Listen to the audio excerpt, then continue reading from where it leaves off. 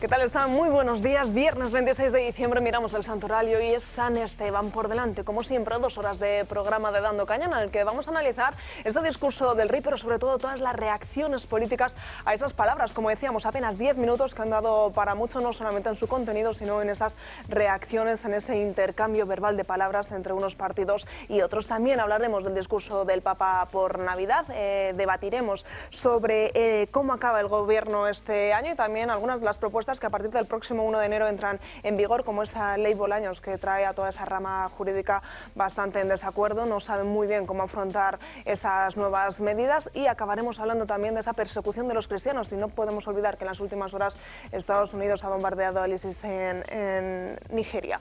Sobre todo iremos analizando, iremos debatiendo, iremos hablando, les iremos contando en las próximas 2 horas, pero como siempre vamos a presentar a las personas que me acompañan hoy aquí. Hoy empiezo por Luis del Pino. ¿Qué tal? Muy buenos días. ¿Qué tal? Muy buenos días, doña Natalia. Muchas felicidades a toda nuestra audiencia. Feliz Navidad y esperamos que estén pasando con su familia los mejores momentos. Seguro que sí. José Ramón Fernández, muy buenos días. Muy buenos días, encantado nuevamente de estar con vosotros y, por supuesto, feliz Navidad.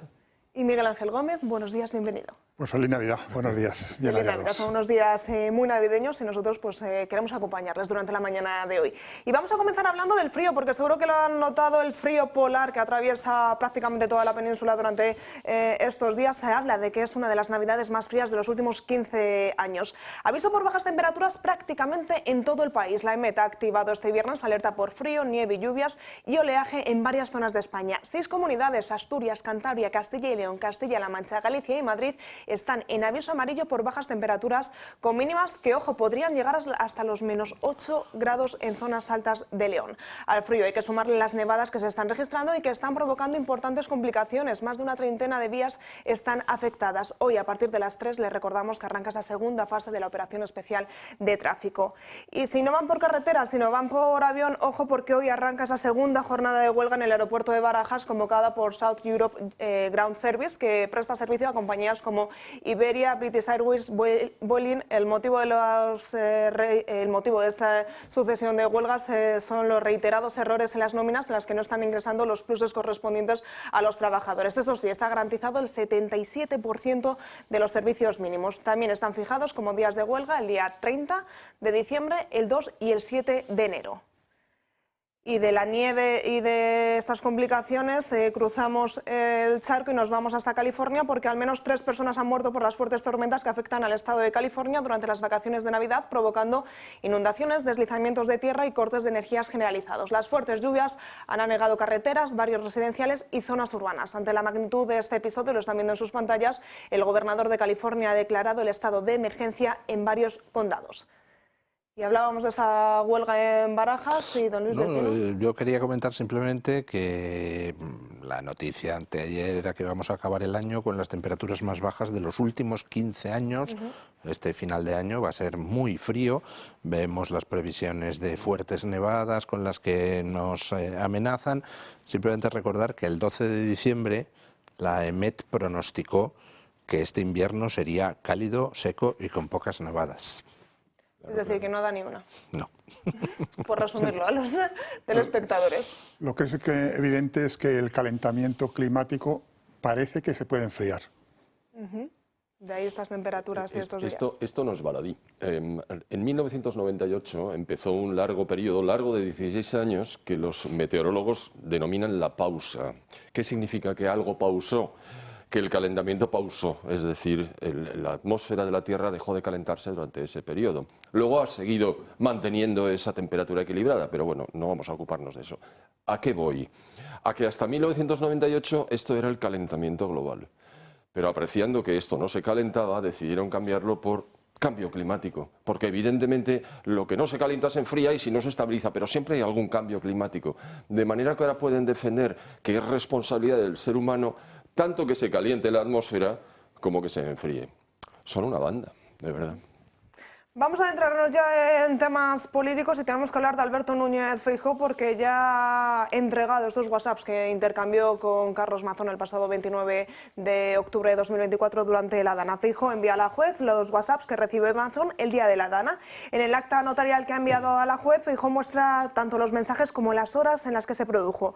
Quizá uno de los mensajes más duros es el de las 23:25 de la noche, cuando Mazón reconoce a Feijóo que va a ser un desastre con decenas de muertos. Ya saben, luego se multiplicaron esos fallecidos. Además, Alberto Núñez Feijóo habría solicitado a la juez declarar como testigo por vía telemática el próximo 9 de enero. Es importante recordar que Feijóo va a declarar como testigo, que no está obligado a hacerlo, pero todo hace indicar que sí que, no sé si acudirá o será vía telemática, pero sí que aportará su granito de arena para intentar esclarecer todos estos hechos. Recalcamos lo de que va como testigo, que va a ir, aunque no esté obligado, porque recordarán que también se le citó a Pedro Sánchez, a ministras como Teresa Rivera, ahora ya no ministra, y ellas declinaron esta opción y no fueron. Claro, es que el señor Feijóo no tiene nada que ocultar y lo demuestra yendo aunque no esté obligado. Los que sí tienen algo que ocultar demuestran que tienen algo que ocultar no yendo, aunque a lo mejor tampoco están obligados, pero era la oportunidad para decir, mire usted, yo hice todas estas cosas, como no hicieron nada de lo que debían, pues prefieren ocultarse. Bueno, yo me imagino que la señora jueza pedirá las llamadas telefónicas de todo el mundo que estuvo en la CECOPI. CECOPI se llama, ¿no? Porque ya que se dedica a las llamadas de una persona que no ha tenido, el señor Feijóo no ha tenido ninguna participación en el tema, bueno, pues allá había otras personas que seguro que llamaron a alguien, incluso llamadas dentro de la región que pueden ser muy relevantes para determinar qué es realmente lo que hicieron o qué es realmente lo que no hicieron, que en este caso, por desgracia, es lo peor, lo que no se hizo respecto a lo que se hizo. A mí me llama mucho la atención el cómo se está desarrollando la investigación en Valencia, con una jueza empeñada en investigar a Mazón, pero sin imputarle, tratando de ver por todos lados cómo le mete mano y rechazando investigar cualquier cosa que apunte a la responsabilidad del gobierno central, incluyendo rechazar la imputación del presidente de la Confederación Hidrográfica del Júcar, que no informó de lo que se estaba montando en el Barranco del Pollo. Yo creo que es una investigación enormemente sesgada, que cuenta con el aval de la sección de la Audiencia de Valencia de la que depende esta jueza. Me gustaría saber cuál es la orientación ideológica de esos jueces y no entiendo cómo es posible que el Tribunal Supremo todavía tenga en un cajón las denuncias presentadas contra el Gobierno por su gestión de la Dana. Me parece absolutamente demencial.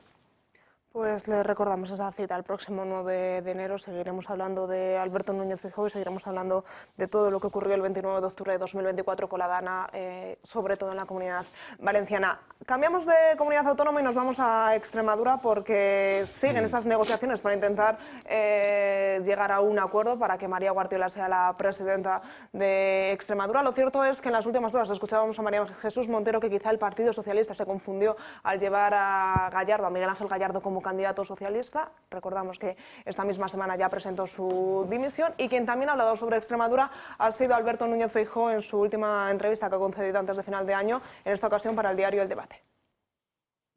Lo que vamos a intentar es dar estabilidad. Hay un partido que gana y que tiene más votos que el segundo y el tercero.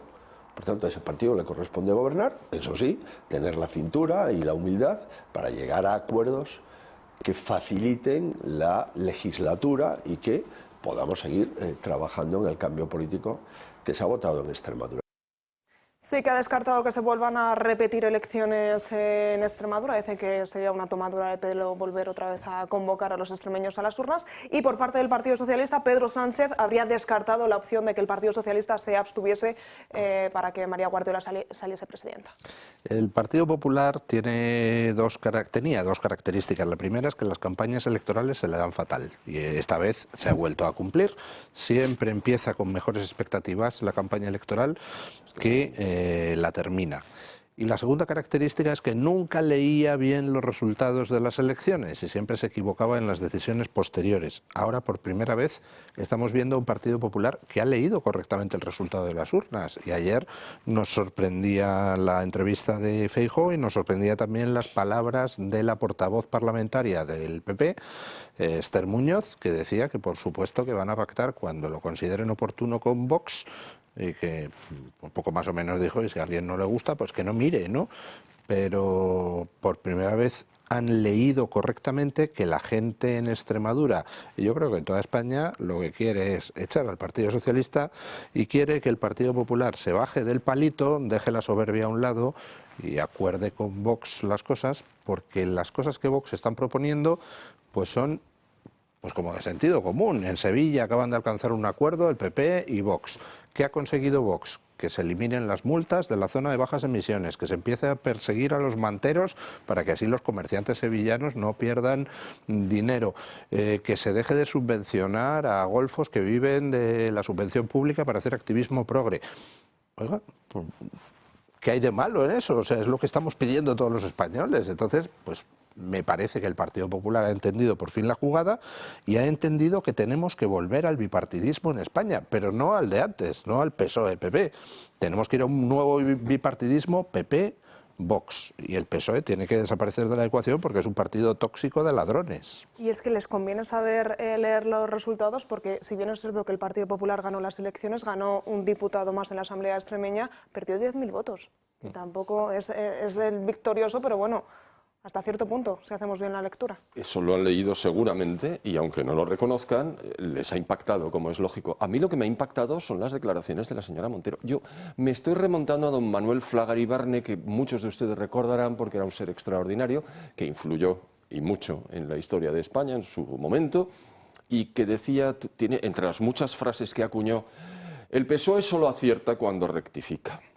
Bueno, pues en este caso, Aforeitor Gallardo fue un error desde el principio y todos lo sabíamos. Ahora va y dicen, no, es que rectifiquemos, es que reconocemos el error. Hombre, vamos avanzando, a lo mejor se vuelven humanos. Bueno, yo si hablamos de errores de PSOE, evidentemente la elección del señor Gallardo fue un error intencionado. Pero el primer error que ha tenido el PSOE en esta historia reciente es tener al señor Sánchez de secretario general, ¿no? Ese es un error que estamos pagando todos los españoles. Y respecto a la necesidad de acuerdos en Extremadura, pues es evidente, vamos a ver. Si hay cosas en las que el PP y Vox están de acuerdo y simplemente no quieren reconocerlo. Y lo que está claro, en lo que están de acuerdo es muchas de esas políticas supuestamente progresistas, porque parece que es todo lo que hace, incluso Junts es progresista, bueno, pues se está de acuerdo en que esas cosas no pueden seguir manteniéndose, que esas cosas perjudican a un número de españoles elevado. Agricultores, comerciantes, autónomos, etcétera, etcétera. Bueno, pues en esas cosas siéntese y logren acuerdos en eso. Y a lo mejor hay 2 o 3 temas en los que no se da acuerdo, pero se pueden mantener y que cada uno tenga su defensa durante toda la legislatura. La única solución es un acuerdo Vox-PP en Extremadura y en el resto de España.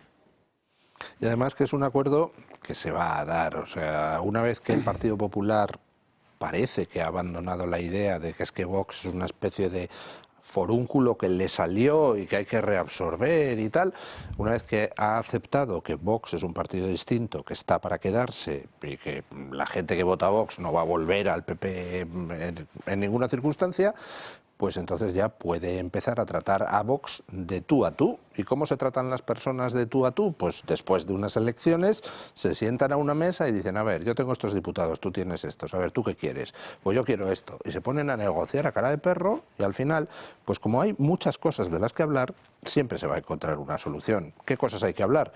Pues hay que hablar de quién compone la mesa de la Asamblea de Extremadura, hay que hablar de los nombramientos de senadores autonómicos, hay que hablar del programa ideológico que va a aplicar el nuevo gobierno, hay que hablar de quién va a componer el nuevo gobierno, hay que hablar de reflejo presupuestario de los planteamientos ideológicos.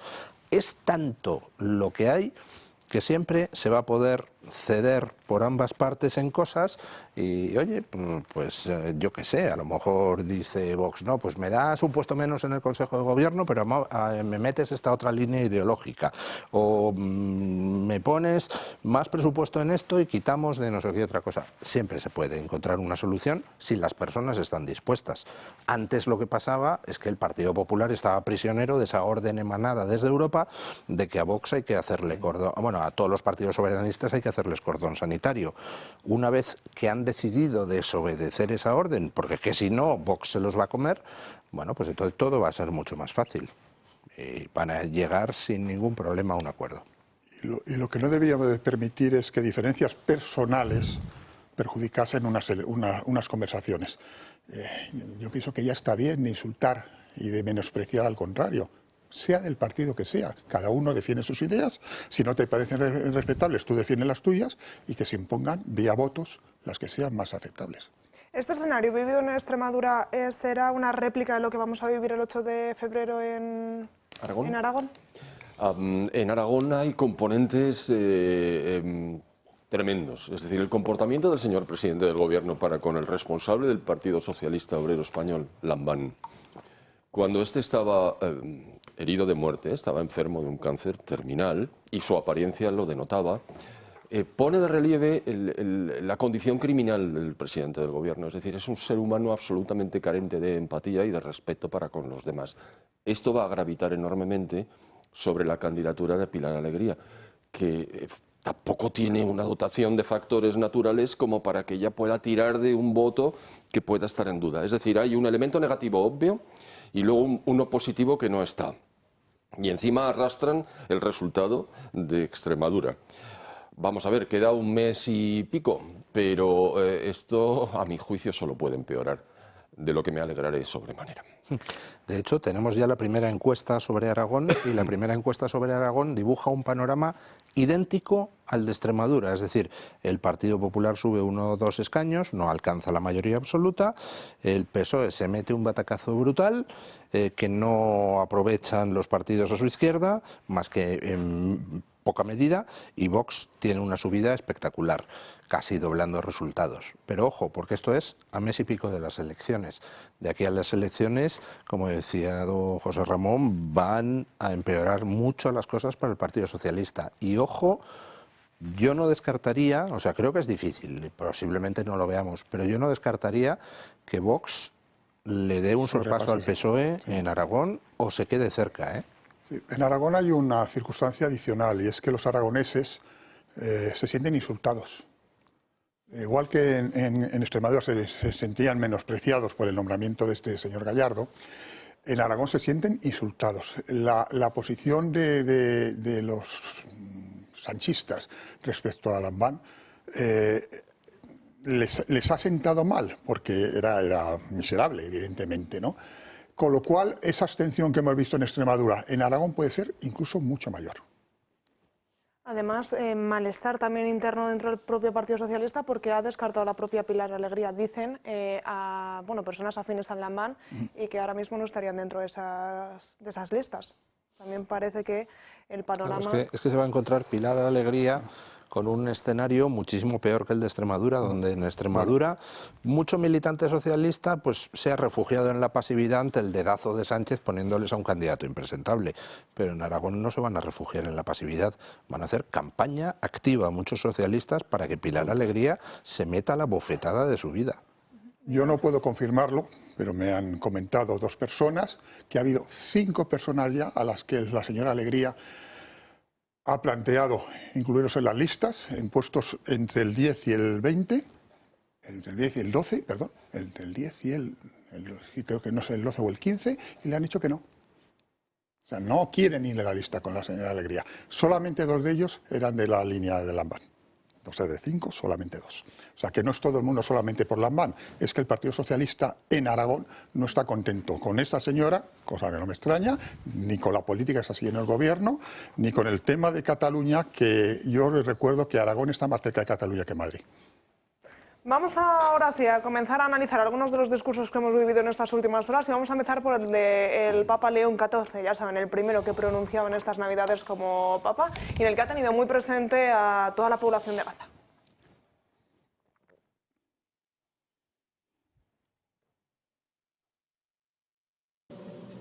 Preghiamo in modo particolare per il martoriato popolo ucraino.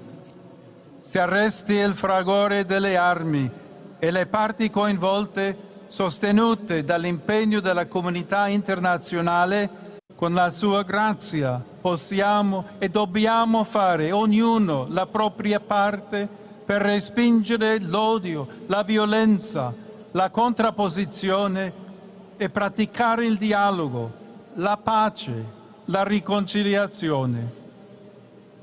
In questo giorno di festa desidero inviare un caloroso e paterno saluto a tutti i cristiani, in modo speciale a quelli che vivono in Medio Oriente, che ho inteso incontrare recentemente con il mio primo viaggio apostolico.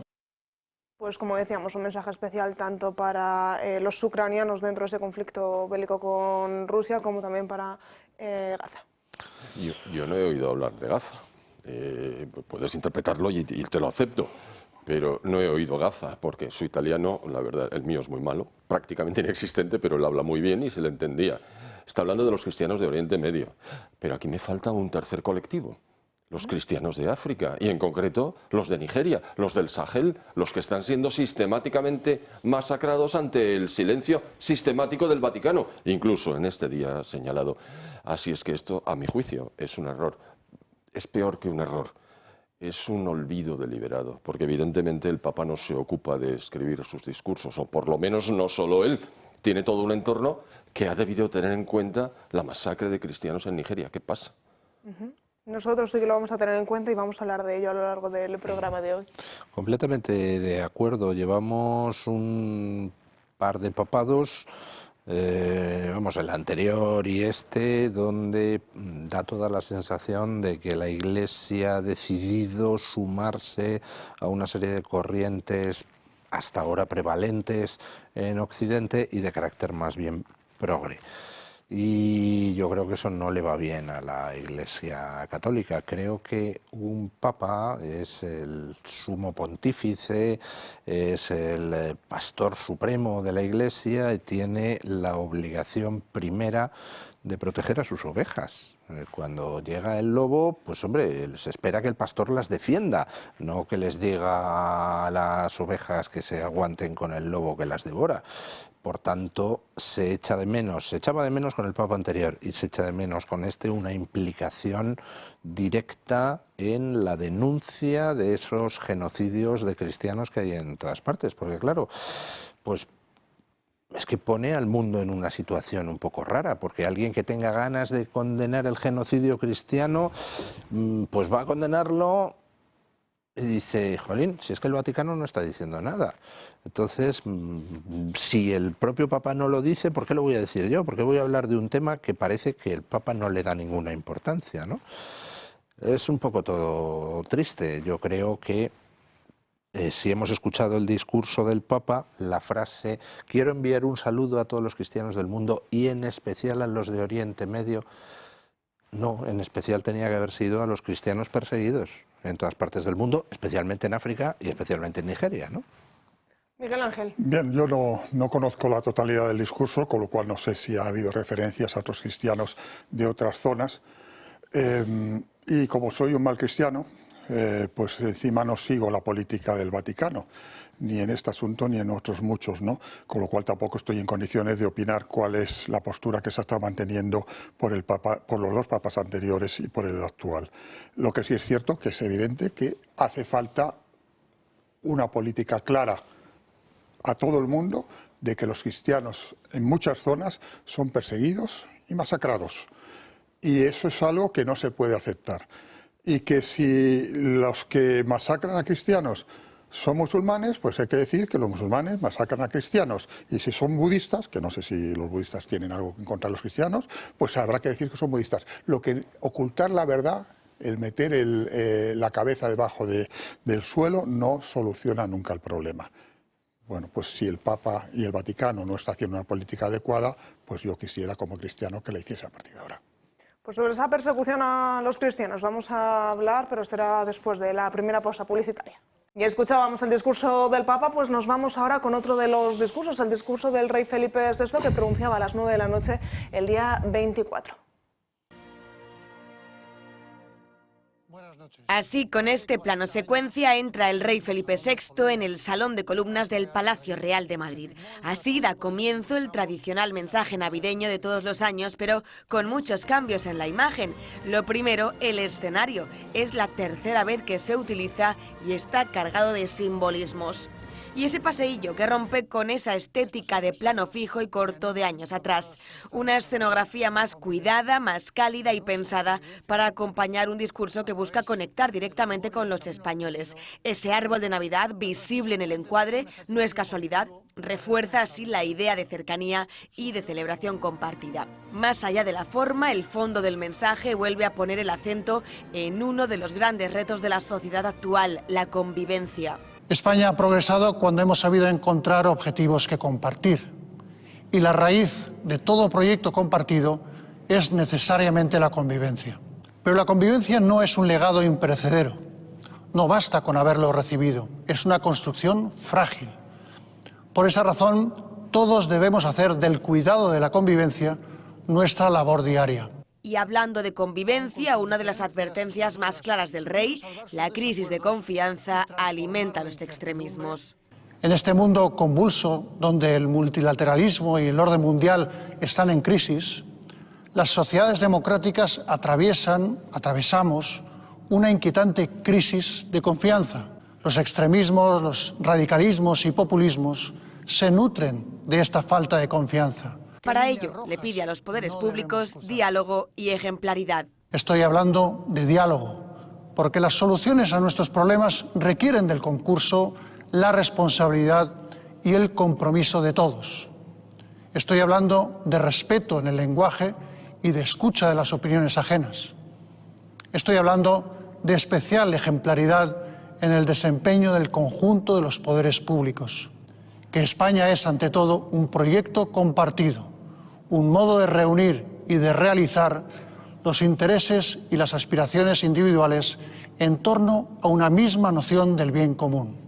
Cambios en la forma para reforzar el mensaje, una puesta en escena más cercana y cuidada que acompaña un discurso centrado en la convivencia y el diálogo. El mensaje de Navidad del rey Felipe VI vuelve a apelar a la unidad y al respeto como pilares para afrontar los retos del futuro. Feliz Navidad a todos. Eguberrión, Bon Nadal, boas festas. Pues un discurso aplaudido por el Partido Popular y por el Partido Socialista, pero sin embargo no ha gustado nada a partidos como Podemos, Sumar o a los separatistas. Su Majestad el Rey volvió a demostrar anoche por qué es el primer servidor público de España.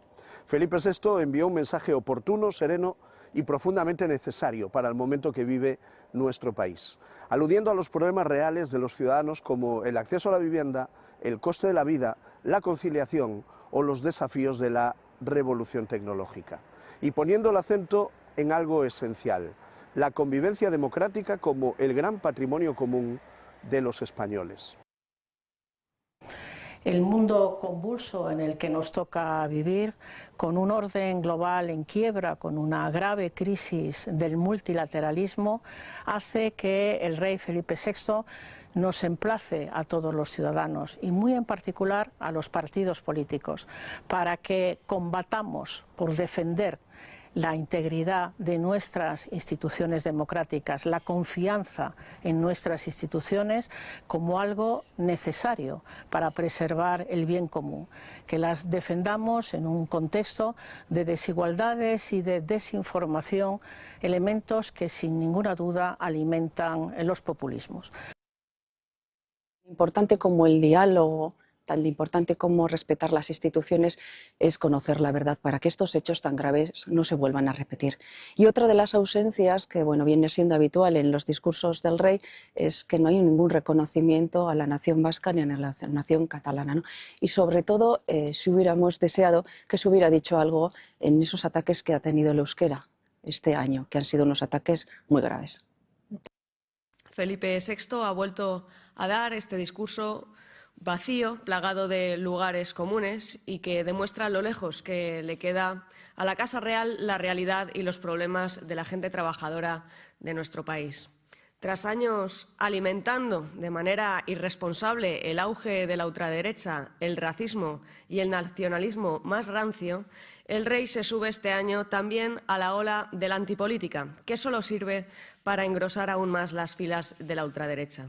El rey sigue jugando para los fascistas y este año estructura un discurso cuya idea central es un relato tramposo sobre la convivencia, la concordia al más puro estilo Campofrío i al más puro estilo de su padre. Ens sembla surrealista que apel·li a acabar amb els extremismes i que apel·li a acabar amb la crispació quan justament ell ha estat el més extremista i el que va ser allò més radical contra la convivència democràtica, quan aquest poble de Catalunya sempre ha volgut expressar a les urnes la seva voluntat popular, ¿no? Ramón, ¿qué te pareció este discurso del rey? Que, como decíamos, apenas 10 minutos y, como siempre, pues lío entre los políticos. Bueno, esto en última instancia dicen lo que está en el librillo de cada uno de ellos y no hay que hacerles caso alguno, pero caso alguno, cero patatero, olvidaos. En cuanto al discurso del rey, no tuve oportunidad de verlo en directo porque estaba con la familia, que es la prioridad. Eso sí, lo leí, extraje además una serie de frases porque me parecían relevantes. Me ha parecido enormemente frío el discurso, quizá por el entorno, quizá por el salón de columnas, que realmente es helador, no tanto por el clima que tenemos ahora mismo, el tiempo atmosférico. No, es porque además de helador el entorno era grandilocuente en las formas y a mí esto me llama mucho la atención, es decir, que tengo las frases aquí y claro, no las voy a leer evidentemente porque aquí somos varios, pero la primera, la transición fue ante todo un ejercicio colectivo de responsabilidad. Oiga, ¿usted qué dice? Yo comprendo que a usted le escriban las cosas y que usted tenga que leerlas, pero esto es una bobada importante. Y la última. España ha experimentado una transformación sin precedentes en estas 5 décadas. No, mire usted, la transformación sin precedentes fue la inmediata anterior. Si usted no quiere acordarse por razones X, no se acuerde, pero no falsee la historia, que permitió consolidar las libertades democráticas, el pluralismo político, la descentralización. O sea, que el Estado autonómico le llamamos descentralización, cuando es una descomposición completa y total del Estado y de la nación. La apertura hacia el exterior. La apertura hacia el exterior empezó en 1959, Majestad. Pero esto lo tiene que saber usted, no hace falta que se lo escriban. La prosperidad no empezó con la transición, había empezado muchísimo antes. Y claro, cuando uno escucha estas falsedades manifiestas desde el punto de vista histórico, pues ya, chico, ¿qué quieres que te diga? Todo lo demás ya la resbala. Miguel Ángel. Vamos a ver. Yo, para empezar, mi salud mental, a poco que me queda, me impide oír discursos. Ni del rey, siendo republicano, mucho menos, ¿no? Respecto, además, al discurso del rey, yo creo que este también se lo han escrito en Moncloa, que es donde le escriben todos los discursos. Y él, como mucho, por ejemplo, en el último que hubo ante la ONU, pues lo más que se puede permitir el hombre pues es cambiar 3 palabras, como la de genocidio, que la cambió por masacre, etcétera, etcétera. Críticas, pues, ¿qué vamos a esperar? Los señores critican lo de siempre, los enemigos de España, cualquier cosa que tenga relación a España, y el rey creo que tiene alguna, pues es criticable, es desdeñable, y bueno, pues este señor es un fascista más, pues como somos todos los que no pensamos como ellos, porque hay que pedir a la Real Academia Española que incluyan una nueva acepción en el término fascista, es todo aquel que no piensa como yo, que es... Han bueno, pues desnaturalizado lo que es un fascismo y yo soy totalmente contrario a un fascismo real. Con respecto a los temas de discurso, claro, pues naturalmente que el rey no ha dicho las cosas, es que el rey no puede decir lo que piensa porque entonces la monarquía duraba 2 días. y se la cargaban precisamente uno de los partidos que se supone que han apoyado el discurso de él, el Partido Socialista Obrero Español, que a la más mínima estaría dispuesto a cargarse la monarquía, igual que intenta cargarse España. A mí no me gustó el discurso, me pareció un discurso mediocre y creo que para hacer este tipo de discurso se lo puede ahorrar y el año que viene pues ganamos todos 10 minutos de vida y no tenemos que verlo. Vamos a ver, es un discurso para empezar plagado de contradicciones, muy al estilo progre. Ejemplo, frase textual del discurso: las ideas propias nunca pueden ser un dogma, ni las ajenas ser consideradas amenazas. Y eso te lo suelta haciendo una llamada al diálogo minutos después de haber dicho que hay una amenaza, que son los populismos, los extremismos. ¿En qué quedamos? ¿Las ideas propias pueden ser amenazas o solo las que a usted le dé la gana? Eso para empezar. Segundo, la palabra multilateralismo, que el rey dijo, está en crisis, lamentando que está en crisis el multilateralismo. Veo que Cristina Narbona, en su comentario desde el PSOE al discurso, también se ha fijado en esa palabra, ese mantra del globalismo actual. Qué bueno es el multilateralismo. Así, exactamente, ¿en qué consiste el multilateralismo? En que las decisiones a nivel internacional no las tome la democracia americana, que es la primera superpotencia, sino que tengan también peso, al mismo nivel que Estados Unidos, la dictadura genocida y torturadora china. Pues yo no quiero multilateralismo, majestad. ¿De qué multilateralismo habla? Yo quiero que el policía del mundo, que es Estados Unidos, que es una democracia, imponga las normas democráticas en el mundo. No quiero que el destino del mundo lo decidan entre Rusia, entre la dictadura china, entre Estados Unidos, la dictadura china, la dictadura rusa. No, yo prefiero un unilateralismo de la democracia. Y luego, eso de que las ideas propias no pueden ser dogmas. Perdóneme usted, ¿no puede ser un dogma decir que es inaceptable la tortura? Esa es mi idea, no es un dogma. Pues perdone, yo creo que sí. Y si usted no está de acuerdo con ese dogma, pues entonces yo con usted no le voy a ir a perseguir, pero desde luego no tengo nada que discutir. Yo no tengo nada que discutir con quien diga que los estados no deben ser democráticos. Lo siento, tengo el dogma de la democracia. ¿Cómo que las ideas no pueden ser dogmas? Claro que pueden ser dogmas. Y el problema actual es que el rey habla como si aquí hubiera un marco de juego que todos aceptamos, muy bonito, muy democrático y muy chachi, y donde hay distintas formas de ejercer el servicio público, el PSOE, el PP. No, perdone. Los problemas que tenemos en España es que hay un partido, el PSOE, y con él toda la izquierda, que se ha salido del terreno de juego, que está cuestionando la base. Aquí ya no tenemos a dos jugadores de ajedrez sobre un tablero, tenemos un tablero de ajedrez que era la Constitución y de repente uno de los jugadores dice a tomar por saco, tira las piezas y saca las de damas para jugar a las damas en el tablero. Dices, oiga, perdone, es que no puede haber diálogo con quien da golpes de Estado, con quien ha asesinado 850 españoles y los sigue poniendo en las listas a los asesinos. Lo siento, no hay diálogo que valga. ¿Qué está diciendo el rey? ¿A qué diálogo apela? Pues apela al diálogo entre el PP y el PSOE. Y yo creo que es un error de tiempos por parte de la monarquía brutal. Porque tú puedes elegir abrazarte a esos dos partidos.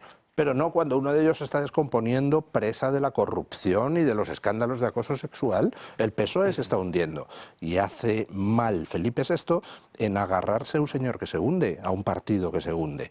Felipe VI creo que está para otras cosas. Y por cierto, a Felipe VI le escriben los discursos, seguramente, pero oiga, qué casualidad que cuando estaba Rajoy en el gobierno resulta que le escribían los discursos y denunció la corrupción y dijo que había que ponerle coto inmediatamente.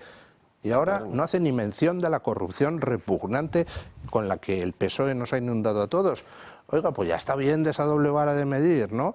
Y en cuanto a los chorras esos de los de Sumar y todo esto que sale, porque no sé qué, el discurso de un fascista que no tiene ni idea de la clase obrera.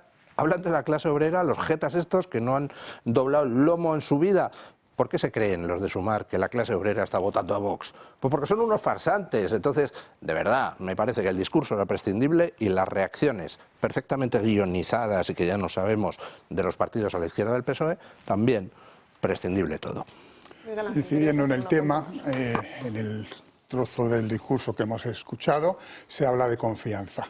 ¿Cómo va a haber confianza si el presidente de gobierno no es una persona fiable? Si ha mantenido la mentira como la pauta principal de toda su política. Para tener confianza tienes que cambiar a personas que con mentir nos están engañando o intentando engañar a todos de forma continuada. Mientras que haya gente al frente de partidos como esta persona, el señor Sánchez, no hay confianza que valga, porque lo que acuerdes hoy no vale la tarde del acuerdo. Pues veremos a ver si tiene más repercusión, más reacciones ese discurso del rey, pero vamos a comenzar a hacer balance este 2025 y lo vamos a hacer con este gobierno. Vamos a ver cómo empezó las relaciones con sus socios de gobierno y cómo poco a poco se han ido deteriorando.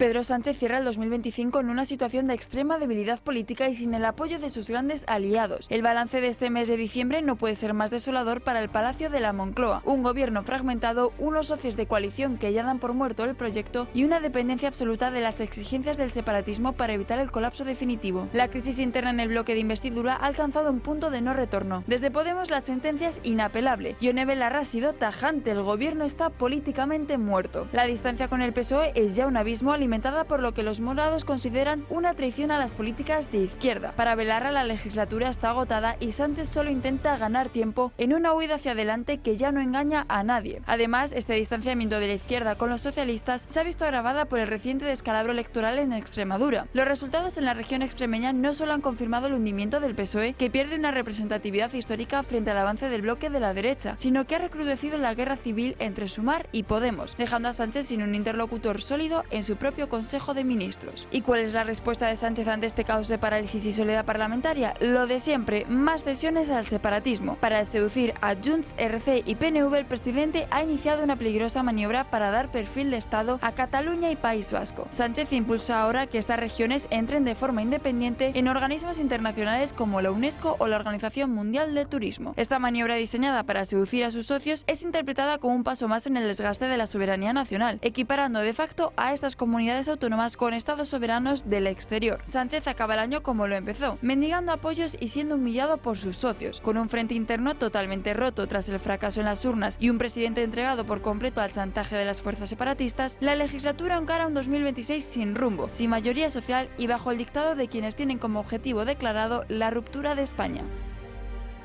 ¿Podemos decir que el gobierno de Pedro Sánchez acaba el año más débil de lo que lo empezaba, si es que alguna vez ha estado fuerte ese gobierno? Evidentemente el gobierno está más débil que cuando empezó, pero no está muerto, no nos engañemos. Está la UBI y quien puede desconectarle de la UBI no está dispuesto a hacerlo, con lo cual tenemos gobierno hasta que el señor realmente se muera. Y por desgracia eso no va a suceder antes del 27 probablemente. Claro que está más débil, es evidente, y evidentemente no está muerto. Para mí tampoco está en la UBI. Porque el otro día, repasando qué es lo que tiene este caballero, el señor presidente del gobierno, en sus manos, empecé a poner la lista. El poder ejecutivo lo controla, el poder legislativo lo controla, en el poder judicial tenemos al fiscal, a la fiscal general. Él ha tenido un fiscal general a su disposición. ¿De quién depende? Pues eso. La ley Bolaños le va a conferir mucho más poder todavía al ejecutivo a la hora de utilizar a la Fiscalía para arbitrar los expedientes, es decir, para gestionar lo que hacían los jueces hasta ahora. Es decir, mire, yo soy la Fiscalía y yo voy a investigar. No, eso lo tienen que hacer los jueces. Pues con la ley Bolaños va a ser la Fiscalía, no he terminado. Los medios de comunicación de masas, en su inmensa mayoría, están siendo financiados por mecanismos indirectos, evidentemente, por el Poder Ejecutivo. La Unión Europea no se desvincula en absoluto, por lo que a la Comisión respecta, del destino del gobierno Sánchez, y solamente en la Internacional Socialista un partido de acrisoladas virtudes como es el PRI mexicano es el único que se ha permitido hacer, esto es broma, claro, se ha permitido hacer una crítica a los comportamientos de Sánchez. Es decir, ¿dónde está la debilidad? Pues la debilidad estriba en la delgadez, básicamente, y en que es una situación muy difícil de sostener. Pero este chico tiene mucha fuerza, seguirá. Pues yo creo que a este chico le queda bastante poco, por desgracia. O sea, yo creo que sería bueno que aguantara hasta 2027, porque su capacidad de hacer mal ahora es muy limitada, dado que se caen a pedazos sus apoyos parlamentarios.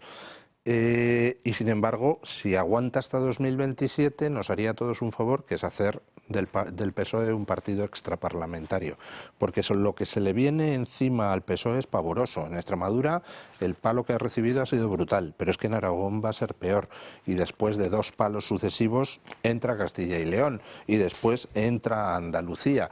En Andalucía tiene otra candidata pésima. Castilla y León no sé ni quién es el candidato, pero vamos, allí cada vez pincha menos. Carlos Martínez, el candidato del PSOE. Pues, no sé ni quién es, pero cada vez pinta menos el PSOE en Castilla y León. Con lo cual, lo que el electorado socialista y los militantes socialistas van a ir percibiendo es cada 2 meses un nuevo palo, y mientras tanto las investigaciones de corrupción avanzando, nuevas imputaciones, etcétera. Entonces, lo que le espera es un calvario. Ya en enero dicen que se van a empezar a movilizar los socialistas contra él. Están apareciendo ya voces que cuestionan su liderazgo, que cuestionan la línea del partido.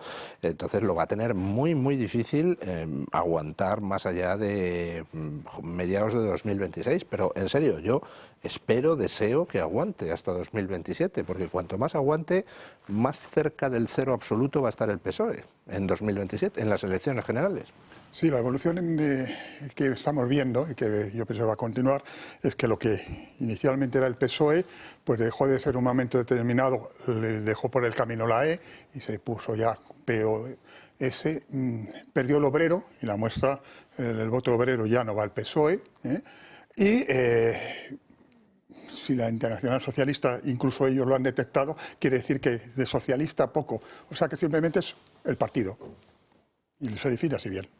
Y cada vez está más partido. Por eso, queda bien definido. Yo perdón, estoy completamente de acuerdo en que el PSOE va a cargar con las culpas de Pedro Sánchez. Eso es así, y que ya. El problema, y me parecería estupendo que no ya que fuera extraparlamentario, sino que desapareciera, simplemente porque la historia del PSOE en España ha sido siempre una historia de crimen y destrucción. Esto está claro.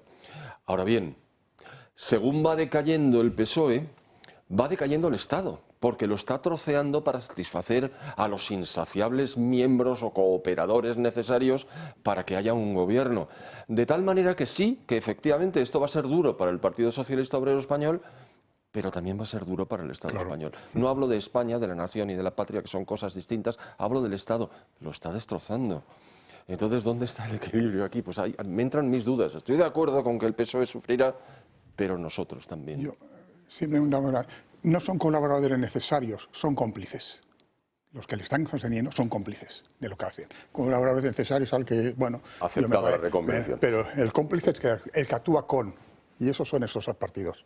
Y de haber un adelanto electoral, un hipotético adelanto electoral nacional el próximo año, en el 2026, ¿creéis que sería más por una ruptura con un socio, porque Junts, porque Sumar dijeran hasta aquí, no podemos seguir con este gobierno, o más bien porque el Partido Socialista se diese cuenta de todo ese desastre que está cosechando las comunidades autónomas y fuese una forma de parar? ¿Será por rebelión interna? O si no, porque alguien fuera de España va a tocar el pito desde Bruselas y va a decir, a ver, este imbécil que está ahí abajo está haciendo que se dispare el soberanismo en España y que Vox vaya a ponerse como segunda fuerza política, por supuesto, pero a lo mejor como primera, como siga la cosa degenerando. Así que hay que quitarse a este tío de en medio ya. Y me llama mucho la atención que durante muchísimo tiempo las noticias de corrupción de España no salían en ningún lado y últimamente están empezando a salir en otros países europeos. Yo, por deformación profesional, estoy más en la intervención exterior, pero paralela a la zapateriada, es decir, aquel periodo en el que José Luis Rodríguez Zapatero consiguió hundir nuestra economía y llegó un momento en que resultaba casi imposible financiar el déficit. Y eso significa que el euro en el que estamos sufre gravemente, con lo cual él recibió llamaditas del exterior que le obligaron a cambiar su política económica, que no monetaria, porque no puede. Y eso acabó con él. Bueno, pues ahora va a ver cómo nos encontramos de fácilmente en cuanto a la financiación del déficit. Es decir, cuando nuestra emisión de deuda empiece a ser difícil, que va a ser muy pronto, a ver si alguien va a llamar y a decir, oye, Majo, que esto que estás haciendo es intolerable. Ese gasto desmedido, redúcelo normalmente. Y entonces aquellos que le votan porque reciben prebendas, al no ver incrementado el gasto y no percibir esos recursos, dirán, no, con este no. Yo lo veo más por ahí. Nuestra emisión de deuda, en principio, según mi opinión, es simplemente ilegal. porque no hay unos presupuestos que la respaldan, simplemente un Real Decreto de este año y ahora sacarán otro. Pero nos olvidamos en este planteamiento del personaje. El señor Sánchez le importa un pimiento lo que digan en Europa, una vez que ya no tiene el respaldo de nadie, porque ya le conocen también ahí. Le importa un pimiento lo que digan los españoles y le importa un pimiento todo lo que esté alrededor suyo. Ese señor, su única política es resistir y lo ha demostrado durante todos estos años que le hemos conocido. Va a aguantar ahí hasta el 27, yo estoy convencido. Veremos a ver qué nos depara el próximo año en la política nacional. Lo que sí es cierto es que a partir del próximo 1 de enero entra, si nada lo frena en estos últimos días, esa ley Bolaños, y justo después de la pausa publicitaria le ampliamos toda esta información.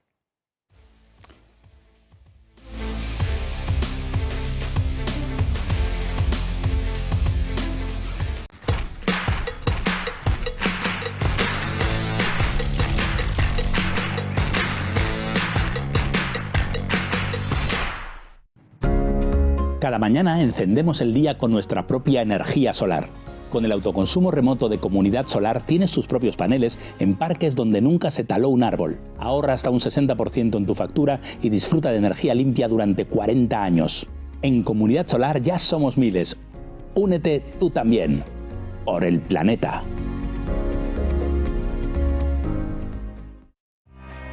En plena naturaleza, a un paso de Madrid, te espera El Torreón, un lugar único con 7 terrazas y salones ideales para tus eventos y celebraciones. Descubre la mejor gastronomía ibérica y postres tradicionales en un entorno incomparable. Zona infantil, amplio parking y 40 años de experiencia a tu servicio. Haz tu reserva hoy mismo en El Torreón. Te esperamos.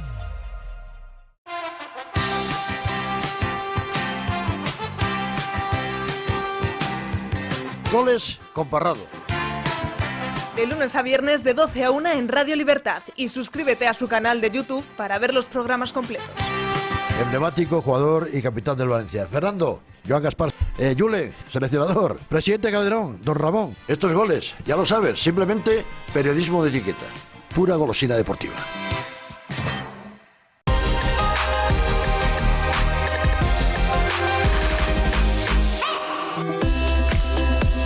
Hoy, en Recomendaciones del Toro, les hablamos de Mínimo, una prenda única y exclusiva, patentada en España y fabricada en Portugal. Creada y diseñada por expertos en moda, permite integrarse de una manera original y sencilla con la ropa que lleves, aportando un toque elegante y estiloso. Mínimo usa los mejores tejidos en su fabricación para que te sientas en el mismísimo paraíso en los días de frío, manteniendo tu cuello protegido, calentito y sin ningún picor. Mínimo, con una larga trayectoria familiar en el mundo de la moda, decidió transformar una pequeña tienda de ropa de temporada en un producto único y exclusivo, adaptado a las últimas tendencias de moda. Mínimo es elegancia, comodidad, sencillez.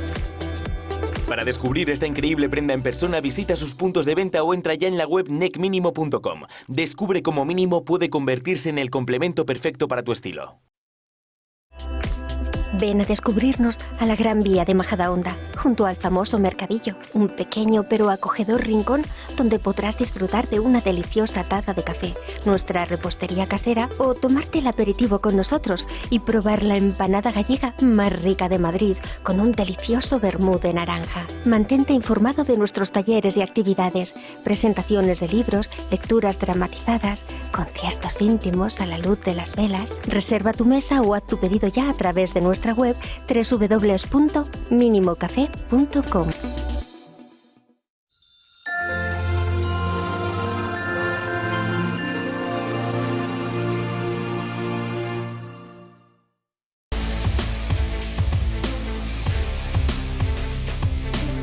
Pues 2 minutos para la 1 de la tarde, seguimos aquí en directo dando caña y vamos a hablar de esta ley Bolaños que supuestamente tendría que entrar en vigor el 1 de enero, pero vamos a ver todos esos matices que no terminamos de conocer y nos lo explica mi compañera Marina Leila. ¿Qué tal? Buenas tardes. Buenas tardes, Natalia. Sí, porque el caos puede ser tremendo. Los jueces llevan meses advirtiendo que si el 1 de enero entra en vigor la ley de eficiencia, más conocida como ley Bolaños, los tribunales de toda España podrían colapsar.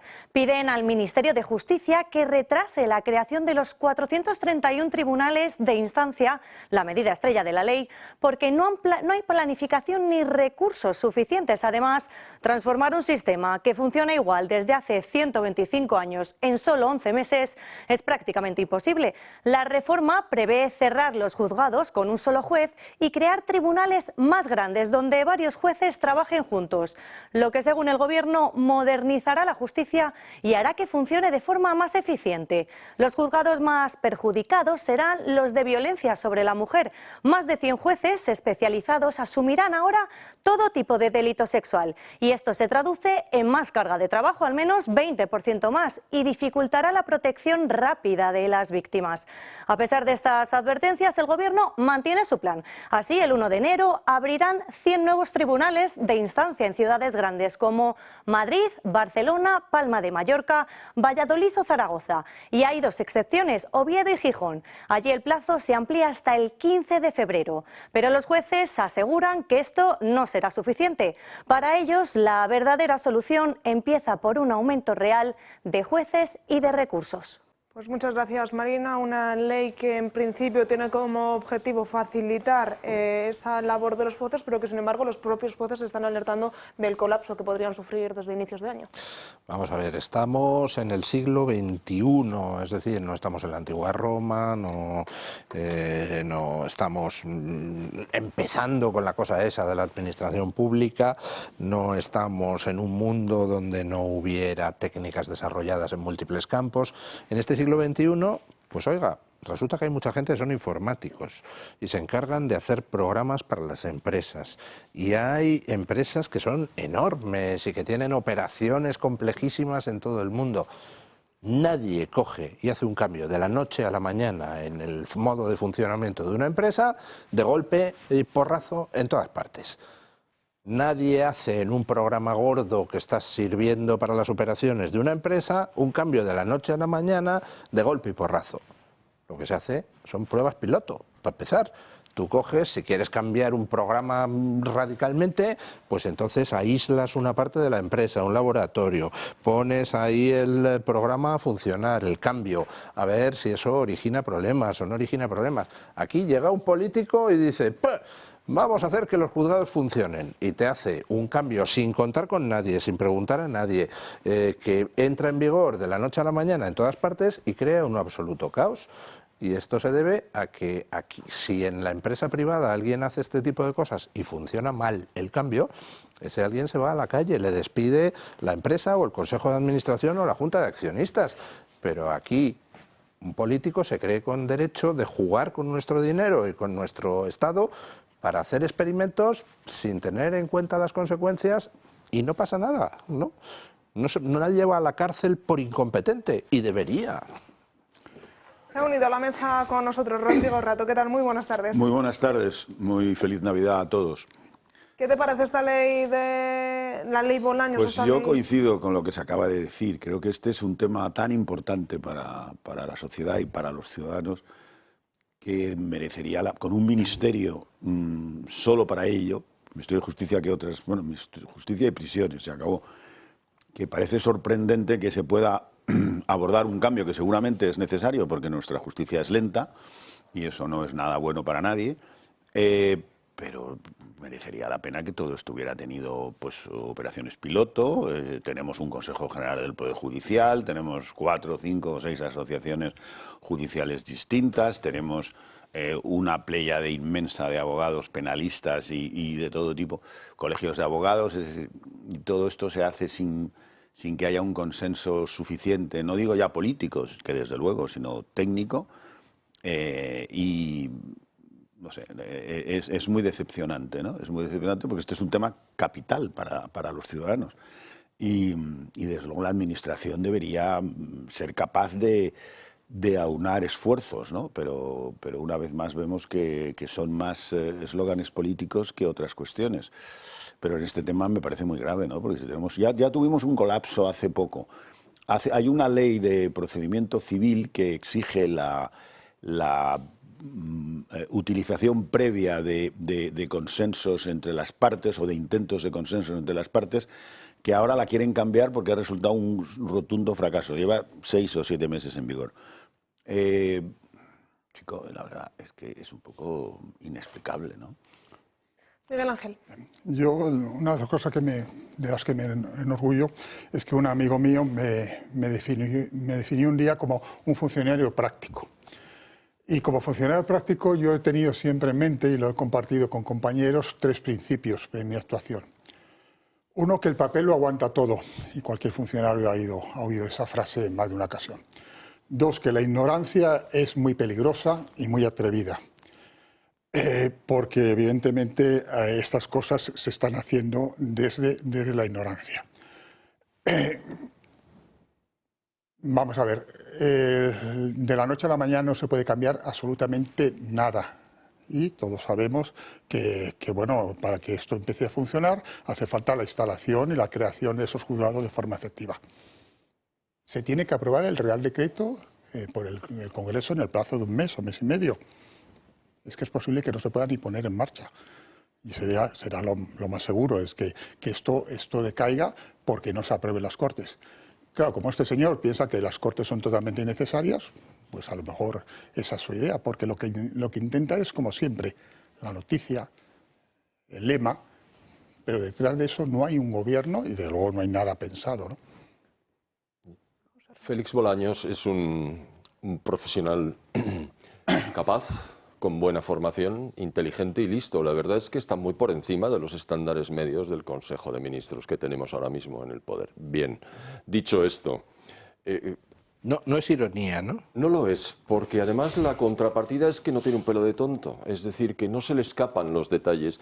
A mí esto me parece una operación, creo que lo he comentado anteriormente, pero lo reitero, una operación para incrementar el control del gobierno sobre la judicatura a través del mecanismo de la sustitución de los jueces de instrucción por los fiscales de instrucción, que no es de lo que hemos estado hablando. Hemos estado hablando de que existen pocos medios, cosa que ocurre desde tiempo inmemorial, que hacen falta más jueces, pero jueces de carrera, ¿eh? No me coloque usted a los afines a través del cuarto turno y cosas de estas, para que puedan sacar adelante de la manera más informatizada y modernizada posible los muchos expedientes que tienen sobre sus propias mesas o en los cajones. Es decir, aquí hay 2 elementos, el de la falta de medios y el de la voluntad política de distorsionar la situación actual.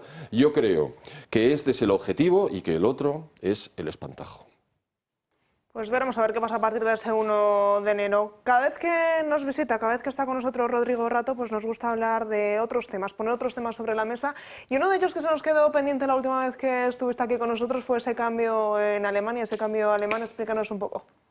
Bueno, Alemania está sufriendo un cambio negativo, y es que su industria manufacturera, que ha sido pues, la gran estrella de la economía europea desde el año 50, pues está en crisis, en una crisis muy profunda.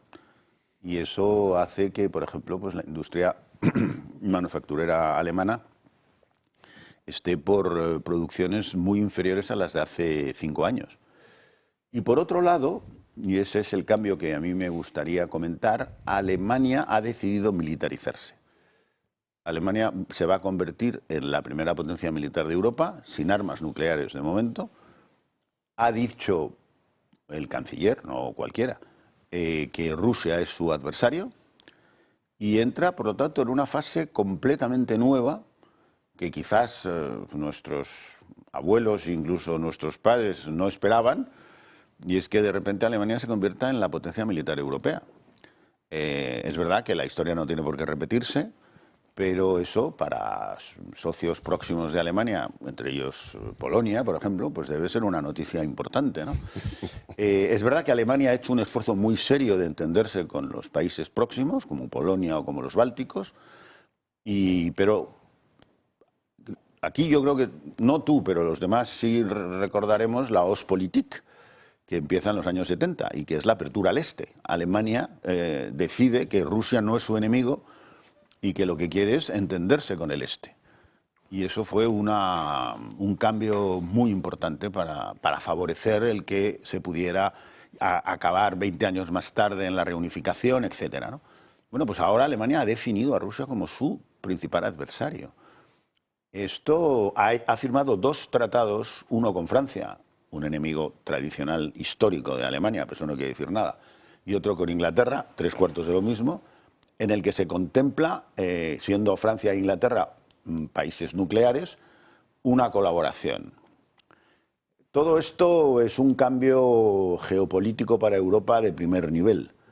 Los alemanes son una potencia industrial muy asentada y muy eficiente, aunque ahora les vaya mal en las manufacturas, y Alemania, con un fondo que ha aprobado de 100.000 millones de euros, aparte del gasto anual recurrente sobre defensa, para modernizarse, bueno, pues nos vamos a encontrar con una potencia militar que ha empezado otra vez a tener un servicio militar, aunque sea de momento voluntario, y eso cambia el escenario europeo y cambia la correlación de fuerzas en todos los sentidos. Y esto coincide, no es poca coincidencia, con los vaivenes norteamericanos sobre si quieren o no quieren retirarse de Europa, ¿no? Por un lado, la administración dice que se quiere retirar, por otro lado, el Congreso aprueba un mínimo de tropas de, me parece que 80 y tantos mil soldados norteamericanos en Europa, por lo tanto hay...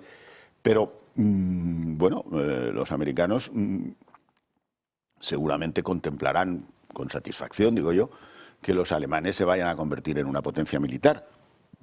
Pero bueno, eso es un cambio histórico después del 45. José Ramón, ¿te reías en algunas ocasiones? ¿Te hacía gracia algunos de los comentarios de...? Luis, a menos que quieras intervenir ahora. No, solo me ha llamado la atención un comentario de don Rodrigo de que Alemania va a hacer acuerdos con Francia y el Reino Unido de defensa, tal. Yo sugeriría algún nombre original, como por ejemplo OTAN, para ese acuerdo, ¿no? Sí, pero no, han hecho acuerdos bilaterales. Aparte de los acuerdos OTAN, es decir, vivimos en un mundo de varios niveles de acuerdos constantes, ¿no? Hay una cierta propensión a hacer acuerdos cuando no se pueden hacer otra cosa, ¿no? Pero estos acuerdos tienen la característica de que los dos países, es decir, la independencia europea en defensa, guste o no guste, pasa por tener armas nucleares. A nosotros nos pasa igual que a los demás. La única arma disuasoria de un enemigo en el mundo actual son las armas nucleares. Nosotros teníamos una disuasión que era en Estados Unidos, que tiene armas nucleares, y dos países con muy pocas, pero con algunas, que son Francia y Alemania. No, perdón, Francia e Inglaterra. El hecho de que Alemania, en su nueva estrategia militar, por no llamarla militarista, que tendría una traducción a lo mejor muy negativa, haya establecido acuerdos bilaterales, no a través de la OTAN, sino bilaterales con Inglaterra y con Francia, en los que se contempla, sin llegar a especificar en cuáles condiciones finales, pero las armas tácticas nucleares, y identifique como su principal adversario a Rusia, que es el país con mayor número de armas nucleares del mundo, pues bueno, todo eso pueden ser cosas que después no tengan consecuencias, pero a mí me sorprendería mucho. Sí, yo me sonreía antes porque estaba muy de acuerdo en que la industria manufacturera alemana esté pasando y vaya a seguir pasando por situaciones de dificultad enorme debido fundamentalmente a los costes de la energía. Es decir, cuando tú tienes costes energéticos más altos, todo es más caro, todo es más ineficiente, todo es menos competitivo y tú te hundes. Pero eso son decisiones de la Unión Europea, a ver si los alemanes intentan conseguir realmente que a partir del año 2035 que Ursula von der Leyen será una abuelita y que probablemente no estará al frente de la Comisión, ya se pueda circular tranquilamente con el vehículo que uno quiera tener, como ocurre en Estados Unidos, que ya se ha dejado de subvencionar o de apoyar o de poner exenciones fiscales o cualquier otra cosa de apoyo al vehículo eléctrico, y tampoco se castiga al vehículo de motor de explosión. Si es que este Trump, qué tío, eso de no ayudar a la gente a ser progre es absolutamente intolerable. Pero volviendo a lo que nos ocupa. Claro, 1870, Alemania contra Francia. 1914, Alemania contra Francia. 1939, Alemania contra Francia. Oye, vamos a ver ahora un cambio radical de lo que históricamente ha venido aconteciendo en el último siglo y medio. Y a los franceses permitiendo que los alemanes dispongan del arma nuclear, sea estratégica o táctica, porque ellos lo consideren conveniente. No. Yo no lo veo, por eso discrepo y me parece muy bien que lo haya expuesto Rodrigo Rato, pero yo no lo veo. La historia manda muchísimo en este ámbito. No veo unas tropas comunes germano-francesas, por mucho que la Unión, la UEO, en materia militar haya tenido cierto predicamento. Evidentemente, bajo el paraguas de la OTAN las cosas cambian, pero Alemania no va a tener, por mediación de Francia, no sé el Reino Unido lo que va a hacer, armas nucleares, porque en Francia el peso de la historia gravita fuertemente, bueno, y en Polonia, ya ni te cuento, claro. Yo discrepo. En el 39 no fue Alemania contra Francia, fue Francia contra Alemania. Sí, no, el orden de los factores en este caso alteraría el valor del producto, pero me refiero a que el enfrentamiento ha sido ese, ha sido bilateral y con esos dos agentes. Perfectamente. Alemania tendrá armas nucleares en un plazo breve, eso es casi seguro. Y sí, no pero hay entonces las tendrá a lo mejor Polonia. Polonia dirá que porque ellos no. Sí, claro, evidentemente se abre la puerta. Y entonces, por ejemplo, países como Turquía dirán, ¿y yo por qué no? Y entonces, yendo a la discusión un poquito más lejos, yo me pregunto si lo que los americanos quieren producir es eso. Yo lo dudo. O sea, yo creo que los norteamericanos, ya con Inglaterra y Francia nuclearizados, ya tienen bastante. Así que, pero no cabe duda que la decisión que ha tomado Alemania no es una decisión baladí, y es una decisión muy importante desde el punto de vista geopolítico. Aunque tenga sus contradicciones, porque al mismo tiempo que Alemania se quiere convertir en una potencia militar y resucitar su industria manufacturera, va a cerrar la última central nuclear dentro de pocos meses, lo cual también, no somos el único país en que los gobiernos hacen cosas que no hay quien las entienda. Pero a mí me parece que esto va a cambiar las dinámicas de estrategia de seguridad en toda Europa y bueno, pues tendremos que vivir con ellos. Es decir, que nosotros, es verdad que nosotros vivimos felizmente en la esquinita donde nuestros problemas son menores, dentro de un orden. Pero, queramos o no, esto va a jugar un papel. Es que se suma un tema, que es que tenemos la OTAN ahí, la famosa OTAN, pero es que la OTAN no hay socios fiables. Ahora, no todos los socios son fiables para Estados Unidos y para Europa. Las discrepancias entre países OTAN respecto al enemigo que Alemania considera el más importante ahora mismo no es unánime. Cada vez cuesta más llegar a acuerdos y a decisiones prácticas. Bueno, pues eso también tiene sus consecuencias. La OTAN deja de ser el mecanismo para garantizar la seguridad europea. Por lo tanto, se tienen que buscar otras alternativas. Y no nos engañemos, Alemania va a estar en medio de cualquier operación militar en la que sea relevante para Europa.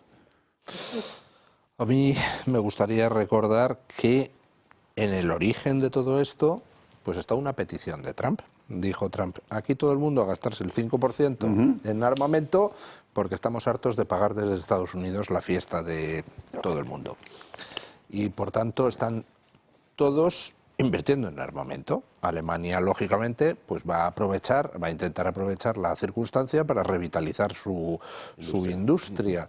Pero se va a rearmar hasta un punto similar al rearme que tiene que vivir también Francia, que tiene que vivir Reino Unido, que tenemos que vivir nosotros, que tiene que vivir Italia. Entonces yo estoy de acuerdo en que es una cosa histórica en el sentido de que Alemania, después de la Segunda Guerra Mundial, había quedado como Japón, digamos, maniatada desde el terreno, desde el punto de vista militar, y ahora, sin embargo, pues tanto Japón como Alemania otra vez vuelven a impulsar el ejército, y creo que estamos viviendo pues una época apasionante, pero en el origen de todo está de nuevo Donald Trump. Es Donald Trump quien ha puesto sobre la mesa la exigencia de que tienen que empezar a gastar más en tema militar. Pues como dice un dicho de Santa Teresa, se derraman más lágrimas por las decisiones conseguidas que por las no conseguidas. Ya veremos si los americanos están tan contentos cuando Europa tenga una industria militar de 400, 500 mil millones al año, porque el que paga manda. Es un dicho español que conocemos todos, ¿no? Bueno, pues si pagas menos, mandas menos. Es todo muy interesante y está por ver cuáles son las consecuencias. Pero hay un problema, don Rodrigo. Yo no logro imaginarme cómo va a hacer Europa para compaginar el diseño de las ojivas nucleares con el hecho de que esas ojivas sean respetuosas con el medio ambiente y reciclables, que seguro que se impondrá como requisito de diseño.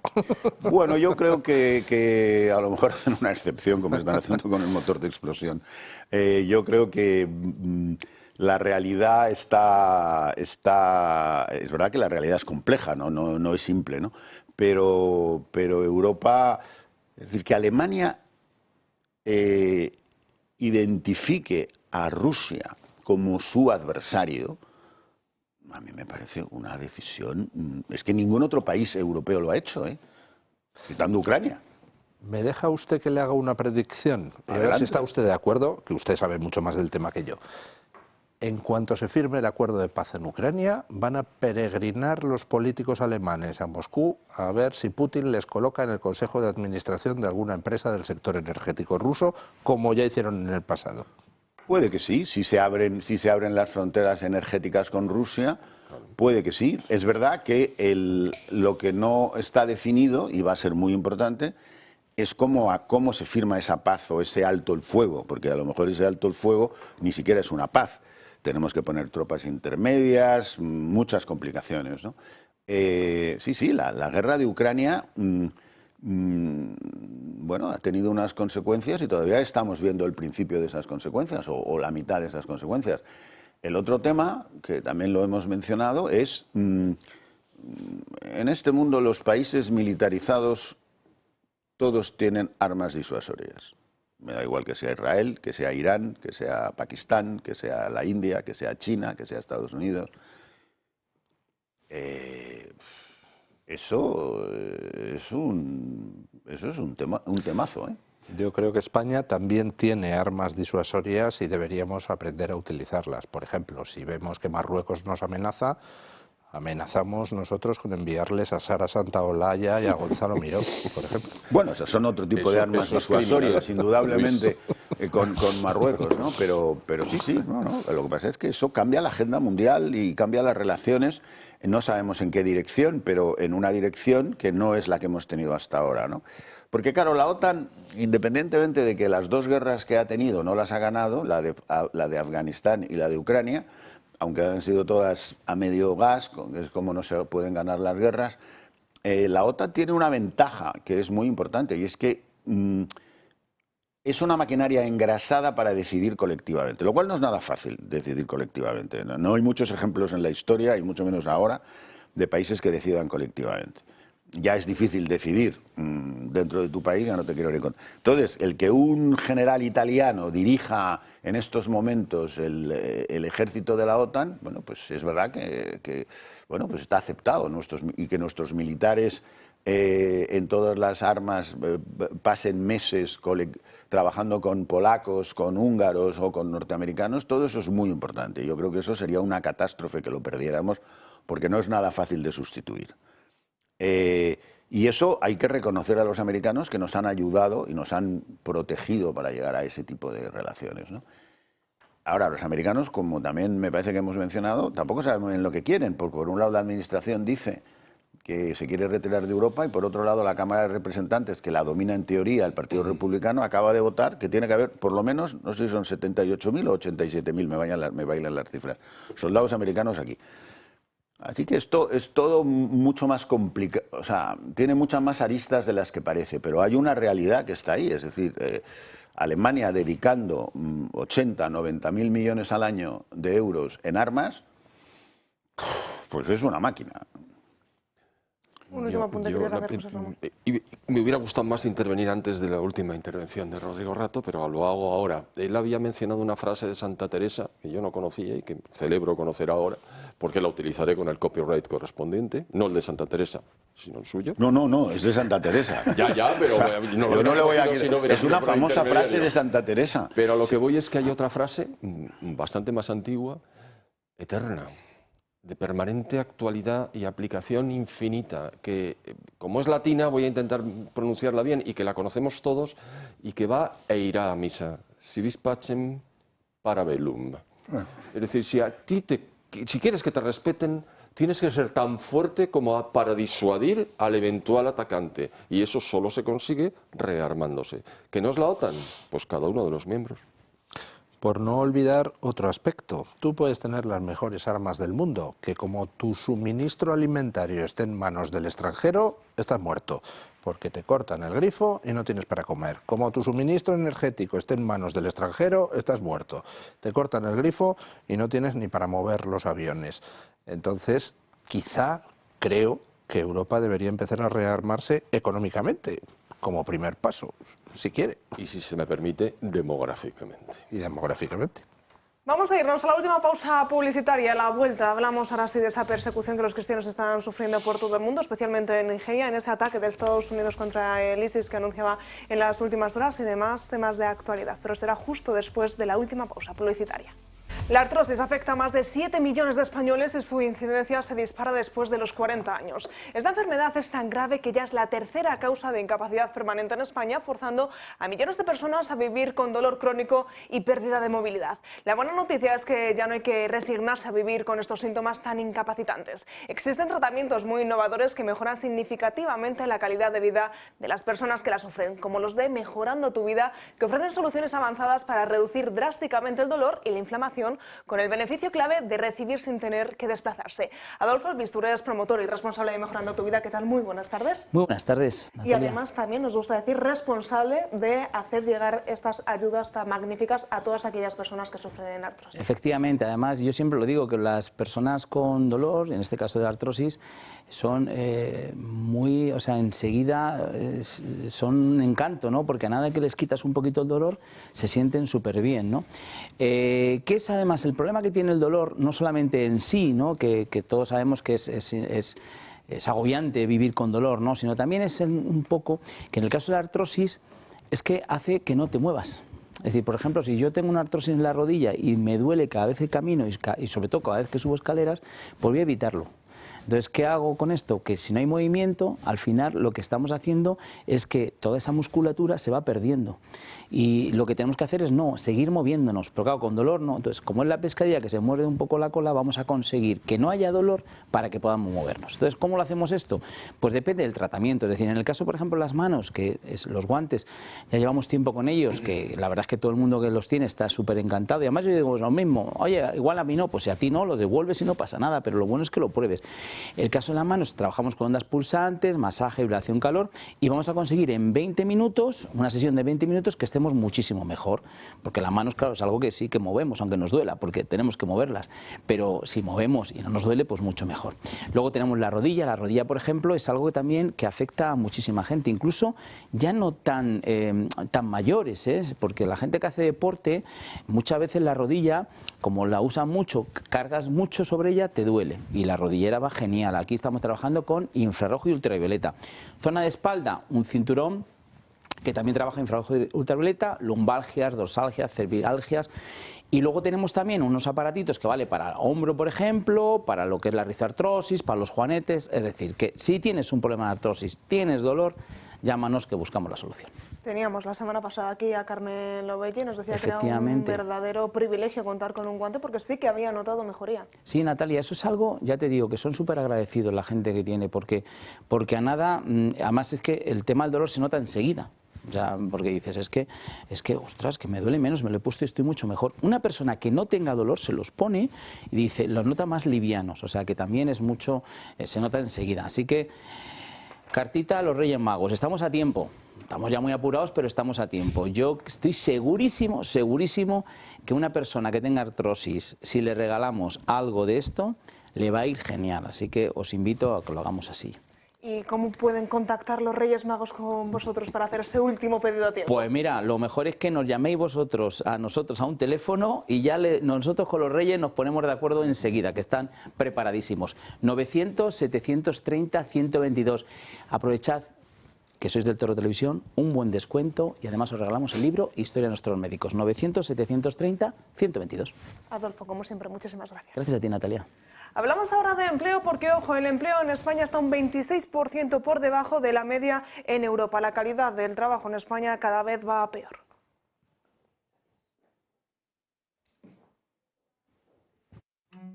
España ha experimentado en los últimos años un crecimiento en el número de trabajadores, pero a pesar de ello su precariedad sigue estando pendiente. La calidad del empleo es un 26% inferior a la media de la Unión Europea, siendo el peor país del grupo de los 27 tanto en ingresos como en estabilidad de trabajo, según el último informe de la Fundación por el Fomento de Estudios Sociales y Sociología Aplicada para Cáritas. Este texto señala este factor como uno de los determinantes del aumento de la desigualdad en España. Además, muestra que el empleo ha perdido gran parte de su capacidad protectora e integradora y que la precariedad laboral se ha convertido en la nueva normalidad, afectando a casi la mitad de la población activa. Esto también afecta directamente en la desigualdad y la situación de pobreza en el país y ha llevado a España a contar con una de las tasas de desigualdad más altas de Europa. En el caso del empleo, esta precariedad no solo viene determinada por los salarios, sino también por la estabilidad y la perspectivas a futuro, el tiempo de trabajo y la conciliación, las condiciones, la formación y la participación. Dentro de estos 6 elementos, España puntúa mal en la intensidad del empleo, con una tasa de trabajadores que trabajan a tiempo parcial de forma involuntaria, concretamente casi el 50% frente al promedio europeo del casi 20%. Esta brecha es relevante teniendo en cuenta que los trabajadores con contratos a tiempo parcial tienen unos salarios medios anuales que oscilan entre el 35 y el 45% de los salarios anuales de trabajadores a tiempo completo, lo que genera un resultado de jornadas de trabajo más cortas, pero también de un salario por hora un 29% inferior. Este podría volver a ser un nuevo triunfo del gobierno de Sánchez, que nos vuelve a poner a la cabeza, pero eso sí, a la cabeza de la lista de los peores países en cuanto a ingresos y estabilidad.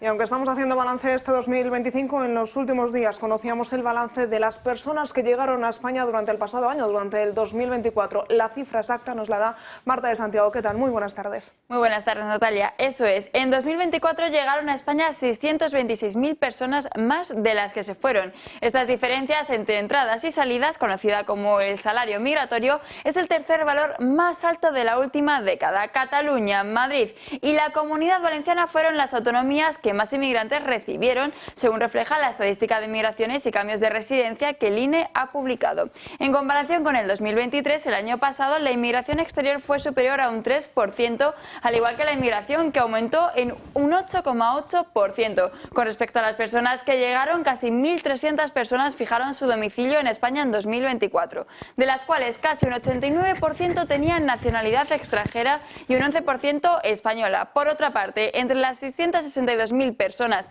que abandonaron el país para establecer su residencia en el extranjero, el 79% de las salidas fueron con personas de otra nacionalidad y el 20% de personas con nacionalidad española. Además, entre estas últimas, el 64% había nacido en España frente al casi 36% que nació en el extranjero. Concretamente, predominan Marruecos, Ecuador y Colombia, que fueron las principales inmigrantes extranjeros. Centrándonos, eso sí, ahora en España, todas las comunidades presentaron un saldo positivo, es decir, más llegadas que salidas, pero cabe destacar que, al igual que hemos dicho, que Madrid, Cataluña y la Comunidad Valenciana cuentan con el mayor saldo migratorio, por el otro lado tenemos a La Rioja, Cantabria y Extremadura, que cuentan con el menor saldo migratorio.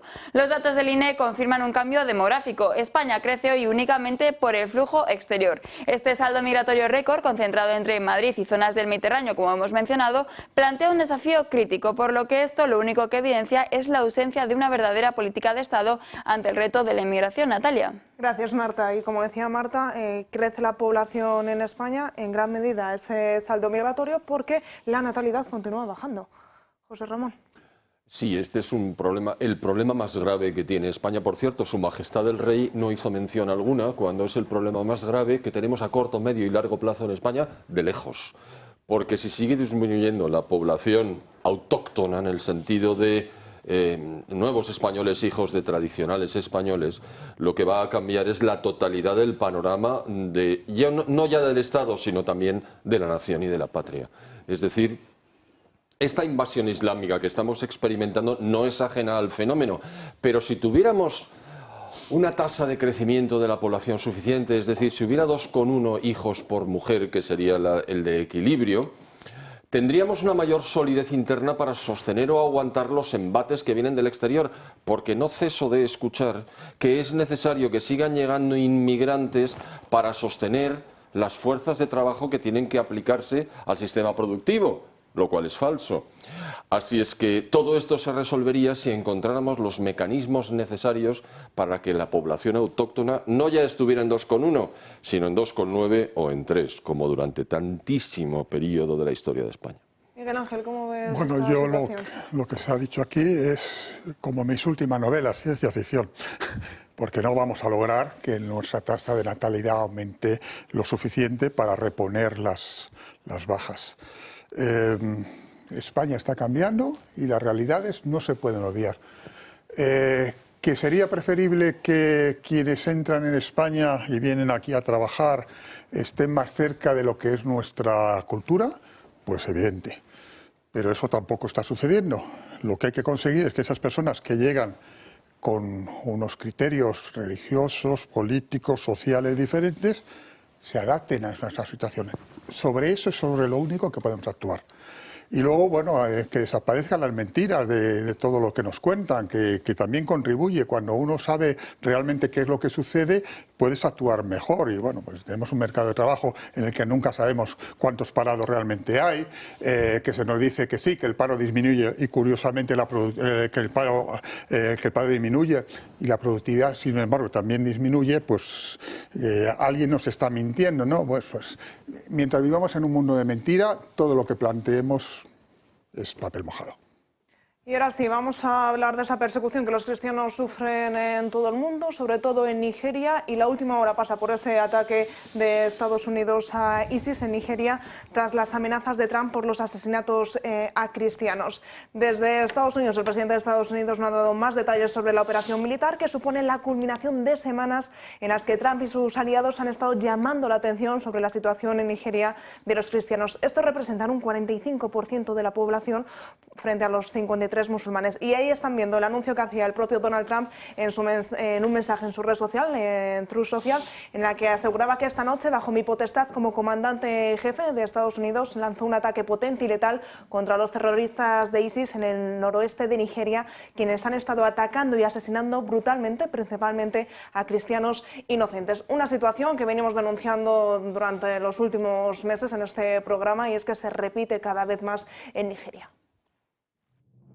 Un grupo de estudiantes universitarios se ha concentrado frente a la Embajada de Nigeria en Madrid para denunciar una tragedia que muchos sienten que sigue siendo ignorada: la persecución masiva de cristianos en Nigeria. Estamos aquí para cristianos que están matando ahí en Nigeria, que nosotros estamos hablando antes que el mundo sabe esto. Estamos protestando para esta cosa. Según un informe reciente de la organización Intersociety, solo entre el 1 de enero y el 10 de agosto de 2025 fueron asesinados al menos 7.087 cristianos en Nigeria y otros 7.800 cristianos fueron secuestrados por su fe. Eso equivale a un promedio aproximado de 30 muertes al día o más de uno cada hora. Incluso entre agosto y octubre de 2025 se documentaron más de 100 asesinatos de cristianos y alrededor de 120 secuestros. Entre las víctimas hay familias enteras, mujeres, niños o comunidades rurales enteras, según la organización. Muchos de esos secuestrados podrían estar retenidos en campamentos clandestinos en bosques remotos. En 2024, por su parte, otro informe de la organización Open Doors señalaba que Nigeria fue el país con más cristianos asesinados o secuestrados en el mundo ese año: 3.100 muertos y 2.830 secuestrados. Esta protesta ha sido convocada para exigir el cese de la matanza que la población cristiana está sufriendo en el país, además de dar visibilidad a una realidad que en muchas ocasiones los gobiernos y medios no dan voz. La manifestación ha contado con el apoyo de profesores de esta universidad, sacerdotes y alumnos de otras facultades que se sumaron a la causa. Lo que está claro es que cuando las víctimas se cuentan por miles, no puede seguir siendo solo una noticia aislada, sino un problema global por el que todos deberíamos luchar.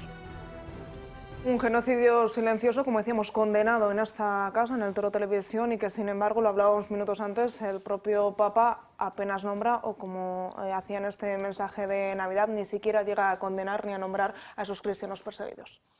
Si uno mira la figura de Trump, pues se encuentra con que ha tenido que llegar Trump a la presidencia de los Estados Unidos, en este caso en la legislatura anterior, para cambiar la composición del Tribunal Supremo americano y que por fin se derogara la infame la infame sentencia Roe versus Wade, que consagraba el aborto como un derecho. Si uno mira esta legislatura de Trump, ha tenido que llegar Donald Trump para que se felicite las Navidades en condiciones a los cristianos en Estados Unidos. Ha tenido que llegar Donald Trump para que se empiece a defender activamente a los cristianos en Nigeria. Lo que ha pasado en Nigeria es el resultado de una advertencia que hizo Trump al gobierno nigeriano.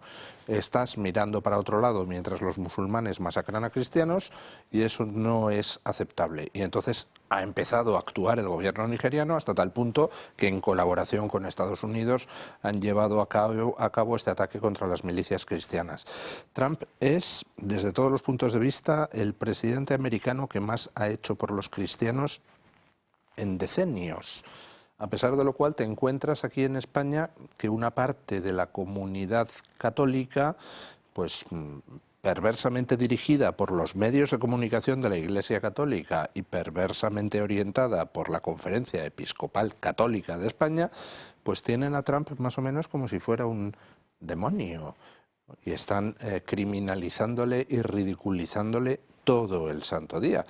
Y, hombre, pues alguien tiene que decir que ya está bien que desde el mundo católico no se reconozca lo que Trump está haciendo por el cristianismo, que desde luego es mucho más de lo que está haciendo el papado, perdónenme. José Ramón. Sí, a ver, aquí ha habido... Nigeria es un país dual. La parte norte es musulmana, la parte sur es cristiana, eso es desde hace mucho tiempo. La parte norte presiona y crece con cargo a la parte sur, es decir, cada vez hay más musulmanes en relación con los cristianos. Los musulmanes son básicamente ganaderos, los cristianos son básicamente agricultores. De acuerdo, todo eso está claro, y el gobierno es musulmán. Entonces, claro, ha habido una lenidad, un comportamiento del laissez-faire, es decir, bueno, pues tampoco es tan importante porque como nuestra población crece en varios millones al año, pues no se nota mucho, no, mire usted, ha tenido que llegar Trump efectivamente, y estoy completamente en línea con lo que acaba de decir Luis del Pino, y a decir, mire, esto es intolerable, porque los genocidios no se detienen con palabras, se detienen con acciones concretas. Y entonces ha llegado un momento en que el presidente de Nigeria, por muy musulmán que sea, ha tenido que decirle, oiga, yo no llego, intervengo. Bueno, porque es que el ejército, en fin, este es otro tema, pero el ejército nigeriano, en fin, tiene unas peculiaridades especiales que ya digo, en otro momento podríamos hablar. Pero claro, el ejército nigeriano no llega a la parte norte porque no se atreve a enfrentarse con las milicias de la yihad islámica. Conclusión, con los aviones los Estados Unidos llegan muy fácilmente y le ha dicho, interven por mí. Es decir, no ha sido una iniciativa de los Estados Unidos en territorio nigeriano, ha sido una iniciativa del gobierno nigeriano en relación con algo que no puede controlar y que se encuentra dentro de su territorio. Así es que no es intervencionismo norteamericano. Lo digo por ponerme la venda antes de la herida. Esto me está recordando lo que pasó en Corea en 1950. Naciones Unidas, por completo imposibilitada de intervenir ante la invasión inducida por la Unión Soviética y gestionada por Corea del Norte, atacando Corea del Sur, comunistas contra no comunistas, dijo a Estados Unidos, yo no tengo ejército, hazlo tú por mí. Y lo hizo. Le costó 56.000 hombres, por cierto. Vamos a ver, pensar que el gobierno nigeriano está actuando ahora para defender a los cristianos no es cierto. Lo que está actuando ahora es porque está temiendo que este proceso que se está produciendo en los últimos 30 años dé lugar a una división del país como sucedió en Sudán. Eso desde el punto de vista nigeriano. Desde el punto de vista de Trump, pues evidentemente hay que agradecer que alguien tome unas medidas para defender a los cristianos que están siendo masacrados en Nigeria y están siendo atacados en otros muchos países del mundo, ¿no? Y que como, bueno, los cristianos pues parece que tenemos la obligación de poner la otra mejilla, pues nos están dando todos en las dos mejillas, ¿no? Pero yo, y lo he planteado antes, lo que me temo es las consecuencias in situ. Solamente un bombardeo no es suficiente. Hay que esperar que haya unas medidas posteriores que eviten las represalias. Porque las represalias las van a sufrir no Trump, sino los cristianos que siguen en Nigeria. Y todos sabemos cómo son la gentuza esta del ISIS. No tienen, de luego, ningún miramiento absolutamente por nadie. Bueno, pues veamos qué pasa los días siguientes y agradezcamos que por lo menos se empiece a hacer algo a favor de los cristianos perseguidos y masacrados. Rodrigo, el papel de Donald Trump primordial en esta lucha contra esta persecución. Hombre, sin duda, porque él se lo advirtió al gobierno nigeriano hace unas semanas. El presidente nigeriano le dijo que no era verdad, que en Nigeria había mucha violencia, que no solo eran los cristianos. Bueno, es verdad que Nigeria es un país muy violento, muy complicado, ¿no? Todos hemos leído los raptos de colegios y de niños, etcétera, ¿no? Pero el tema de ISIS, que para no repetir lo que los demás han dicho, es muy interesante ver la potencia que tiene ISIS en lo que se llama el Sahel, lo que está debajo del Sáhara, ¿no? Ahí hay varios países en los que han tenido que acabar dando golpes de Estado los militares. Tampoco estamos seguros de que esos golpes de Estado sean todos anti-ISIS, pero lo que a nosotros nos parece una cosa que había desaparecido de Irak, y pues hemos visto que los norteamericanos han tenido que bombardear Siria hace muy pocos días también. Y esa guerra entre una guerra entre civilizaciones, si queremos llamarlo así, pero bueno, ISIS es un grupo terrorista, aunque sea también un grupo radical musulmán, pues la tenemos mucho más cerca de casa nosotros de lo que la teníamos, porque estaba más bien radicada en Oriente Medio, y ahora la tenemos pues en Mali, la tenemos en Níger, la tenemos en Nigeria, y todo eso pues son riesgos de una desestabilización hacia el caos y hacia la violencia, desde luego contra los europeos y contra los cristianos, ¿no? Claro, para nosotros hablarnos de guerras de religión pues nos remonta a nuestros tatarabuelos, ¿no? Pero las hay, y las hay no tan lejos de nuestras costas, ¿no? Y todo eso también produce, por ligarlo con lo que hemos hablado antes, todo eso produce movimientos de personas que se van. Claro, lo que más está produciendo la inmigración no es la pobreza, es la violencia. Hay 120 millones de inmigrantes al año en el mundo, cuando al acabar la Segunda Guerra Mundial había 60, es verdad que somos muchos más. Pero en todo caso, este es un tema muy serio, y hemos visto cómo Francia ha fracasado en Mali y en Níger, ha tenido que irse. Estados Unidos se ha ido también. Incluso el grupo Wagner de los rusos también se ha tenido que ir. Entonces ahí estamos ante un poder diabólico, si queremos llamarlo así, que está pues no tan lejos de nosotros y que nos afecta, para empezar, con la inmigración. Porque todo eso son personas que salen despavoridas, como tiene que ser, ¿no? O sea, no nos podemos sorprender. Esas personas, ¿hacia dónde van a ir? Pues las personas llegan a Libia y pasan a Italia, llegan a Marruecos o a Mauritania y pasan a España. Entonces todo eso entran en las pescan las mafias y son las que las mueven, y todo eso requiere desde luego una visión. O sea, Estados Unidos sí puede bombardear varias veces, pero Estados Unidos no va a mandar tropas, eso es seguro. Y nosotros tampoco, porque hemos visto a los franceses salir en muy malas condiciones, ¿no? O sea, es un tema muy importante que, como todos estos temas que nos parece que nunca nos van a llegar a nosotros, pues que están ahí, y ahora tenemos una realidad, ¿no? ¿Cómo actuará el gobierno de Nigeria al día siguiente? Pues eso sí que me parece, como has dicho, ¿no? Eso me parece significativo, porque si no, esto no sirve para nada, porque a estos pobres... Y lo que desde luego sorprende es que la curia y el papa... bueno, yo no me atrevo a juzgarle, pero no mencionen algo que nos afecta a los católicos, ¿no? Además, en el cuadro que ha hecho don Rodrigo, pues se extrae de él algo que no ha explicitado, pero que es enormemente importante, que es el efecto dominó. En el Sahel están cayendo país tras país.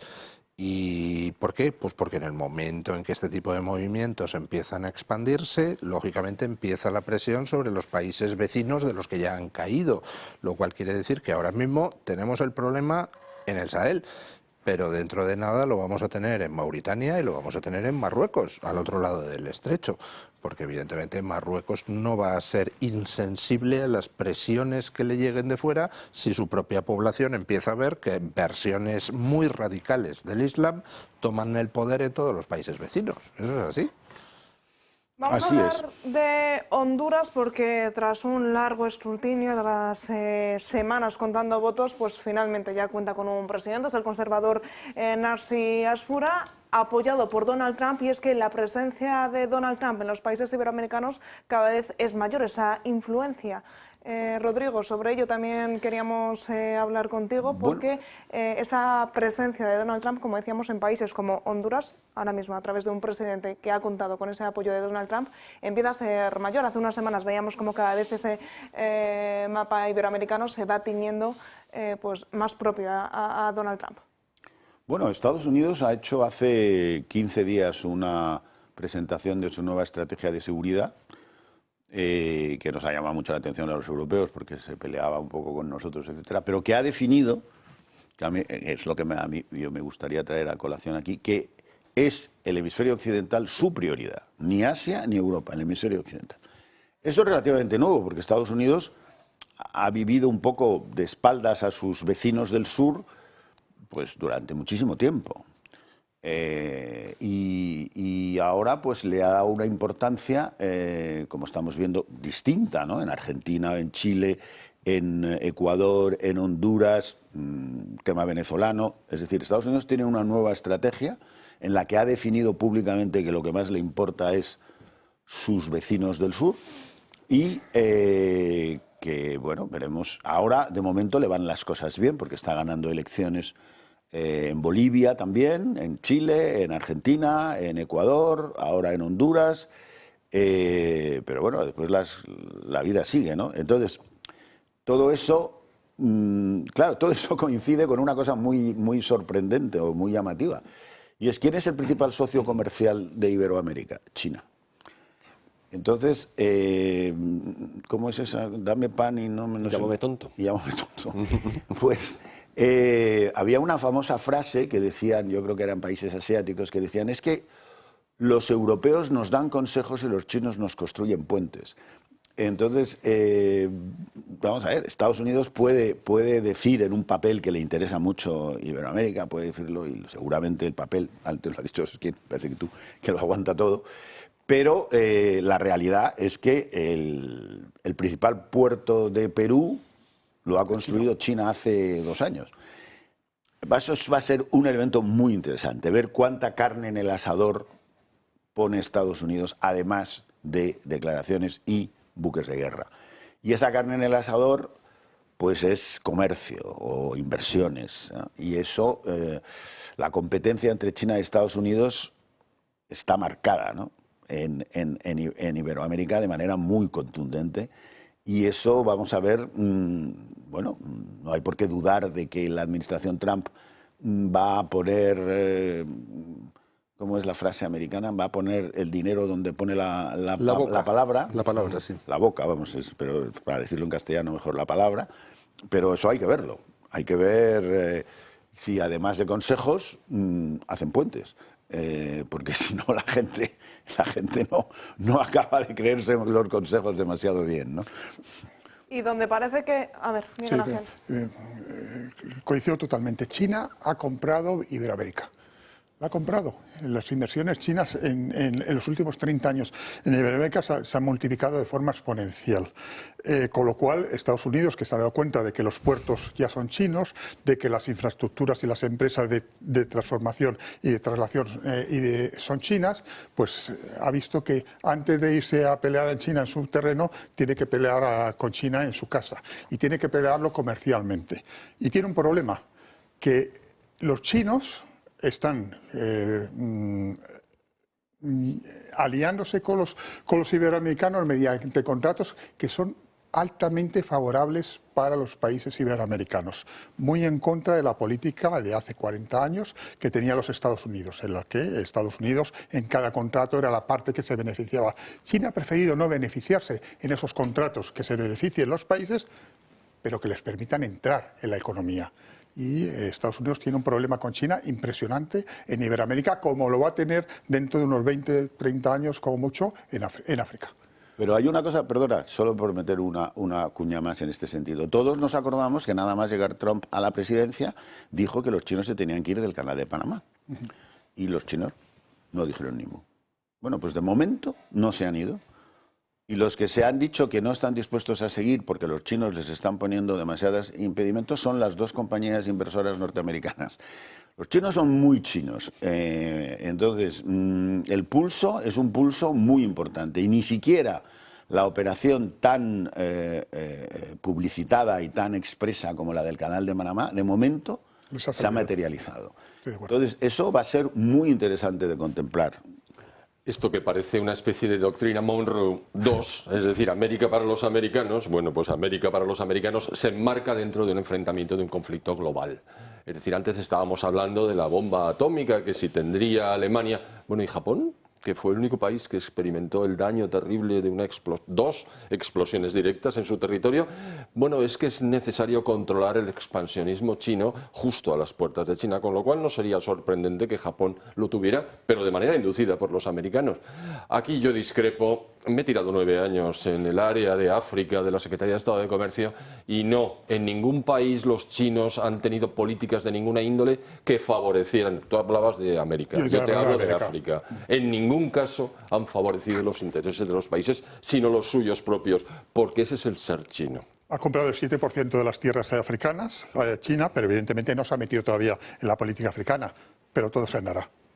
Dejadme dar ese último apunte que conocíamos de la posible reunión entre Zelensky y Donald Trump en los próximos días, y es que asegura el propio presidente de Ucrania que algo bueno podría estar por llegar incluso antes de final de año. Medios rusos indican que Putin estaría dispuesto a intercambiar parte del territorio controlado por Rusia en Ucrania, pero eso sí, querría a toda costa el Donbass. Además, el propio Zelensky, a través de su cuenta de Telegram, ha informado que las negociaciones con Estados Unidos para llevar a cabo esta reunión estarían cada vez más cerca, y todo hace indicar que podríamos estar ante el inicio de ese principio de paz entre Ucrania y Estados Unidos. ¿Muy optimista yo o así lo veis vosotros? ¿El 2026 nos podría traer el fin de este conflicto bélico?